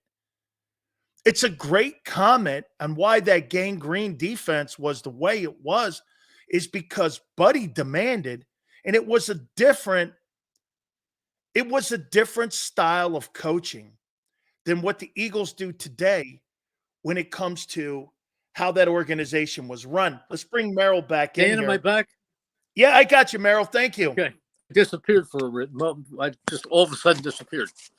How about this, Merrill? I had never really thought about what you said about the way Buddy also demanded that you have tremendous confidence. And maybe that just was the difference in the NFL at the time too, Merrill, that you had these gigantic personality coaches like Ditka and Buddy and all those coaches like Parcells at the time. And it was a different way of running a football team than it is today. It was different, because I don't know that a coach today would have the same effect that Buddy had then. I mean, don't forget, Buddy was very, very tough on Jerome. He would scream at him and yell at him And all Jerome would say is, "Oh, buddy, you know I love you." They had that kind of relationship. Buddy was a father figure to Jerome Brown. Let me throw this at you here. Saquon Barkley's biggest impact on the offense will be what this coming year? Pass catching, running the ball, or pass protection? Well, I would hope it's running the football, and the fact that he's a 3-down back. I mean, last year, DeAndre Swift was a terrific back, but he came out on 3rd downs, and Kenneth Gainwell came in. So you're not going to have to do that with Saquon Barkley, although Gainwell will get his carries. But I think as an all-around back, and as a guy who breaks tackles, as good as Swift was, he was great in space, but he didn't run over people the way Saquon Barkley did. So I think as a ball carrier, as a protector, and as a 3rd down option out of the backfield, I think he's going to be very impactful. Merrill, what does Merrill Reese do in the offseason? Is there an offseason for Merrill Reese? You just told me about playing golf. Do you pick up any newspapers, read about the Eagles? Because Mike Quick told me, he goes, Sills, I get away from it. I don't read anything. I'm not plugged into anything. I unplug myself. You seemingly stay still kind of connected with it. Oh, I am. You'll go over to the NovaCare Center as well. What is the off season for Merrill Reese? Yeah, it's that. It's staying connected with the team. I mean, I like to read about the team. I'll read everything the guys write when they do features. Occasionally, if there's an opportunity, I'll go down to NovaCare and try to meet some of the players, stay in touch with them. I play a lot of golf. I'm part owner of a radio station in the suburbs, so I go up there from time to time. So I keep busy. I do keep busy, but I do love my golf. I see that. Merrill, couple last questions for you here. I asked Gary Cobb this in the last hour, and I'll ask you. And by the way, I'm very fortunate that Shady McCoy's now a friend of mine. We've been kind of communicating back and forth, but there's 2 stories in Philadelphia that don't seem to die. One, you know what? Before you continue that, what do you think over the mantle in our fireplace, in our family room? There's the mantle over the fireplace with a huge picture of Shady McCoy. What do you think that picture depicts?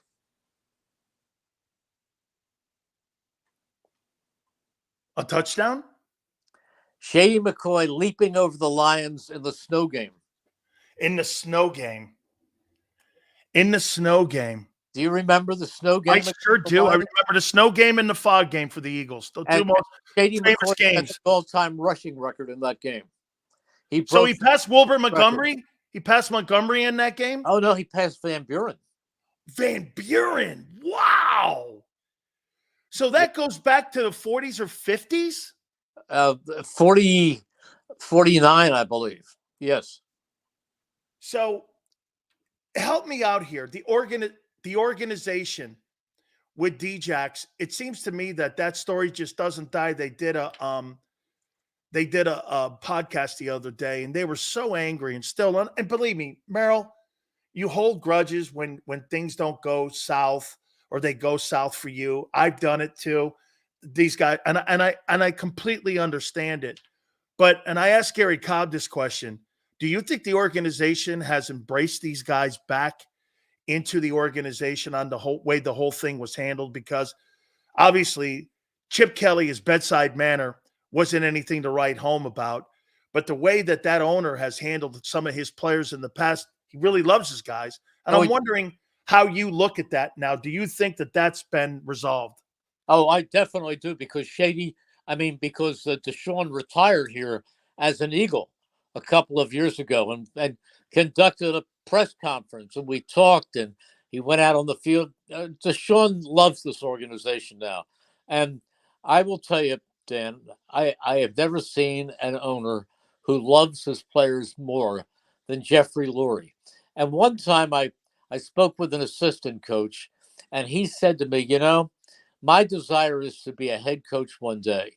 And I only hope that if I get that opportunity, I have an owner like Jeffrey Lurie, because all he says to his coach is yes.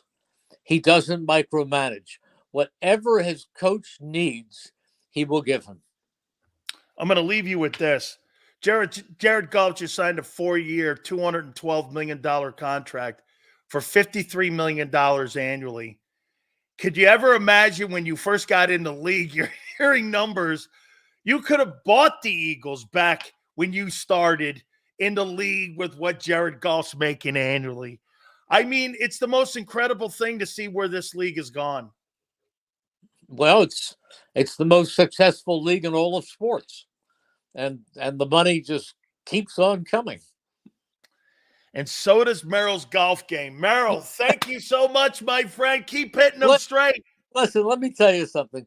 Merrill's golf game is fun and recreational, and I play all the charity events, and I play in some of our club tournaments and things of that nature. But I want to tell you something. Since the great days of Tiger Woods, I haven't seen anybody play as well as Rory McIlroy did yesterday. He was absolutely out of this world. I think, Merrill, what does he have left to get the Grand Slam? Is it the Open? No, the Masters. The Masters. The Masters is the only one that he has for the career Grand Slam? Yes. Yeah. I mean, hey, you want to hear a crazy stat? Sometimes when you're in the era of Tiger and you're in the era of some of these great quarterbacks like Tom Brady, you know, Phil Mickelson was never the number one player in the world at any time in his entire career because Tiger had dominated the world rankings so long that, hey, David Duval and Vijay Singh were the number one players in the world at one time, but never Phil Mickelson. Well, how about this? Do you know what Rory McIlroy averaged off the tee this past weekend? He is so long off the 325. 340 yards off. That's insanity. Can you imagine? I mean, no. People were going nuts when Nicklaus was hitting 300 off the tee. Now you got guys like Shambo hitting 355, 360 off the tee. The golf is just so with these hybrids now too. Right. I mean, it's incredible where the game has gone right now. Yeah. Thank you so much, Merrill. Thank you, Dan. Always nice being on with you. You got it. Our good friend Merrill Reese. We really appreciate him coming aboard with us here.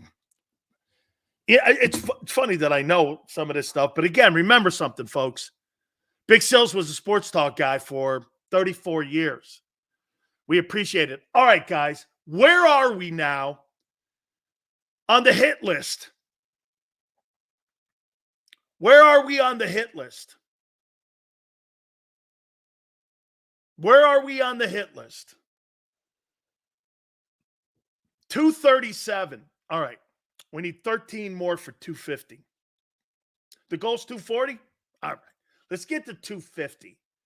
We got a little ways to go here. Got about 15 minutes left. So let's hit this bad puppy. And let's try to get to 260 if we possibly can. Come on, Eagle fans. All right. We're going to play a little game here now. Thank you, Sue. We're going to play a little game here. 2024 odds have come out for win totals. And there's 3 teams that sit atop. I like that, Denny. 250 minimum. 250 minimum. Yeah, that's the floor. That's the floor. That's like Jalen Hurts' passing yardage, 3,900 this coming year. That's it. That's the least we'll accept is 3,900. Again, you got to get to 3,900 eventually, don't you? All right. So we're going to do this here. Let's start it off. Baltimore. Over under 11.5 wins. By the way, they start on September 5th versus the Kansas City Chiefs at Arrowhead. Hey, that's a nice start for both teams. The Lions beat them there last year too. Over under 11.5. What would I take? You got Derrick Henry now. who's now in the backfield. You did lose Patrick Queen. Senior goes under. It's a tough AFC. Sue goes over. Over on the Ravens. Greg, you think they win more than 11 and a half games? Matt goes over. I think they're over. I'm taking over.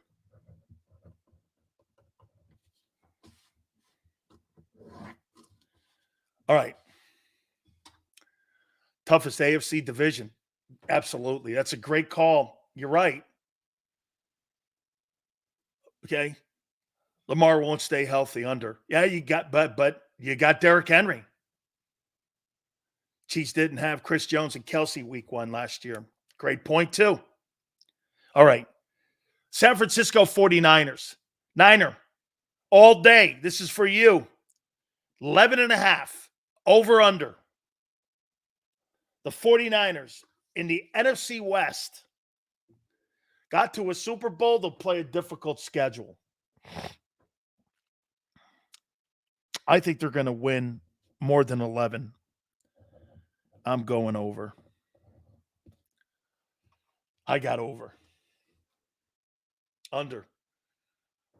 And wins max 7. Shit. That's you. Over. Niners all day 8. Under. All right. All right. Here. Kansas City, 11 and a half. There's only 3 teams with 11 and a half. Baltimore, San Francisco, Kansas City. Over under. Does it matter with them?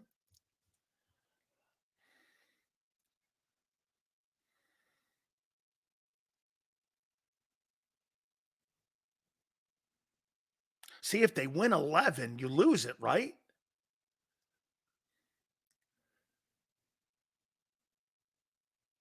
AFC West, I'm going to take under. I'm going to take under.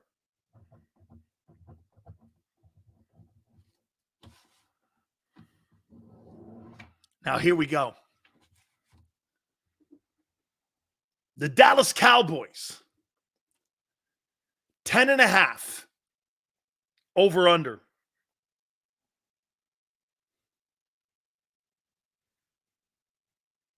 Cowboys over under.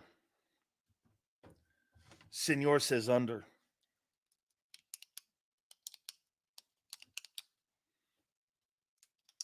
I agree with you guys. I think the Cowboys are going to struggle this year.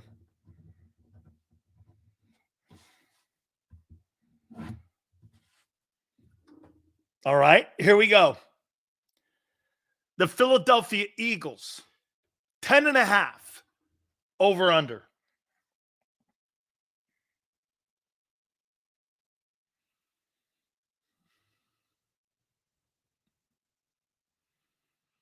Let's see. They've won 25 games the last 2 years. 14 and 11.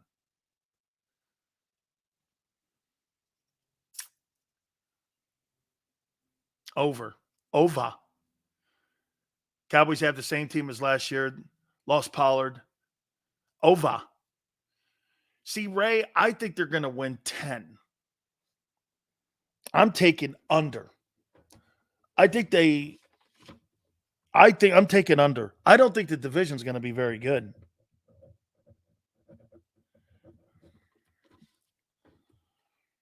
See, but they can win 10. I think they could win 10. 10 to 12 is fair. Young defense, I still think. I do. Detroit, 10 and a half. I got Detroit over. I got Detroit over.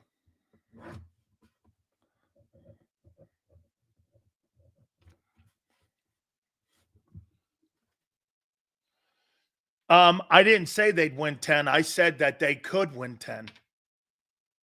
I think they're going to win 7. I said that with Angelo. I said under. I picked the Eagles to win under 10.5. Would you hear something different? We're at 246 right now. Come on, guys. 4 more. Lions. I got them winning more than 10.5. Cincinnati. 10.5. All about Joe Burrow. I got them over.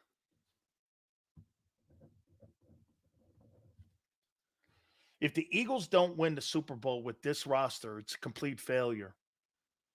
You signed everybody in a mama two at the minimum. Hey, death row. But still, man, your defense has not been addressed. You have done everything offensively, but you have not addressed your defense. Now you're going to go, well, they address it in the draft. How do you know that? You're draft picks are assumptions and potential. You know what potential means? You haven't done it yet. That's what potential means. They have the potential to have addressed it. Correct. But that means you haven't done it yet. You have no idea. I don't. So how can you put that as a certainty when you have no clue?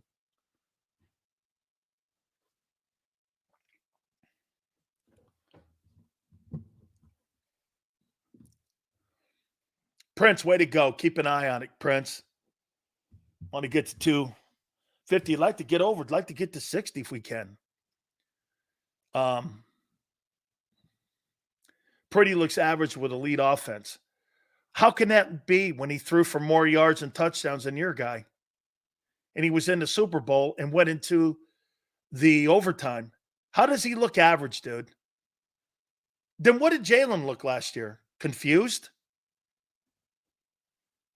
When you say that Purdy looks average with elite offense, then Hurts looks shitty with elite offense. How come you don't apply that to your guy?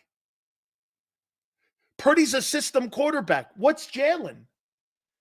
Can't run the RPO and he runs the RPO and he can't run a pass offense. What are you talking about? And the kid's won 17 of 21 ball games that he started. What are you talking about? $50 million. He don't make $50 million running back. He makes 16. You know, $50 million running back. Oh, Jalen. Oh, I got it. And Eagles' O-line's better. You're right. I won't compare Purdy to Hurts because he's better in the pocket. Oh, this is my favorite one. Buffalo, 10.5. Over, under. Over. I'm going over. Shit. Josh Allen's going to win 12, 13 games. Over. Josh Allen. Over. Yeah, you bet, man. Over. This guy's going to show you what quarterbacking's all about. He don't need a bunch of people. He's just great. Isn't that always great? You can just show up and go, it's okay, I got it. I don't give a shit who you got in the huddle. It's all about me. I love it. Hurts is better than Purdy at everything. Give Jalen Kyle Shanahan. How is Hurts better than Purdy at everything when he's never accomplished more than him? What are you talking about? Like what? He's been to 2 straight NFC title games. Brock Purdy's been to 2 straight NFC title games. Got hurt in 1. And he's been to a Super Bowl. Your guy went to Palookaville last year. Got beat by Baker Mayfield in the greatness of the Bucs.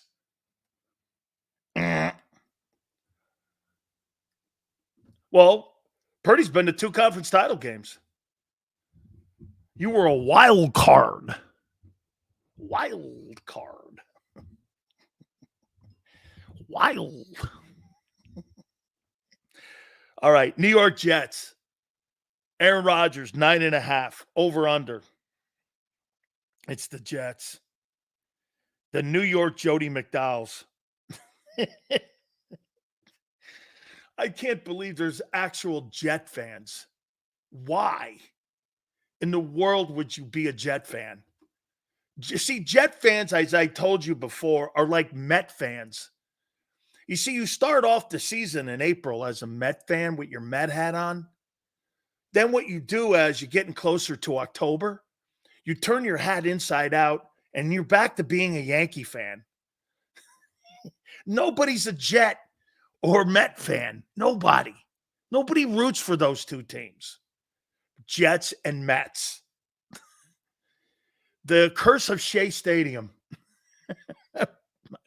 I'm going under. Never. Dude, Fireman Ed and Joe Namath are the 2 most popular Jets of all time. Fireman Ed is the 2nd most popular Jet. The guy who bangs himself in the head. He looks like Jody.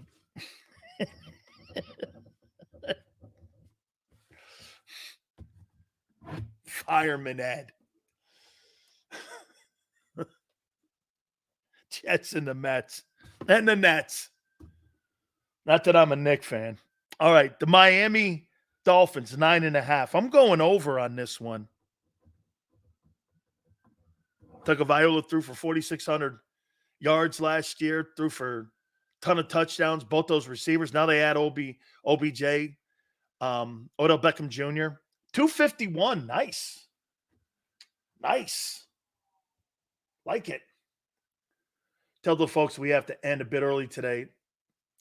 All right, guys, I want to tell you this. Congratulations to you. Guys are fantastic. Guys, thank you guys so much, man. You guys were wonderful. Please hit the like button. Xander, we got over 250. Xander, Big Joe, we appreciate it. Thank you very much. Tomorrow, 2 to 6, and we'll see you on the flip side.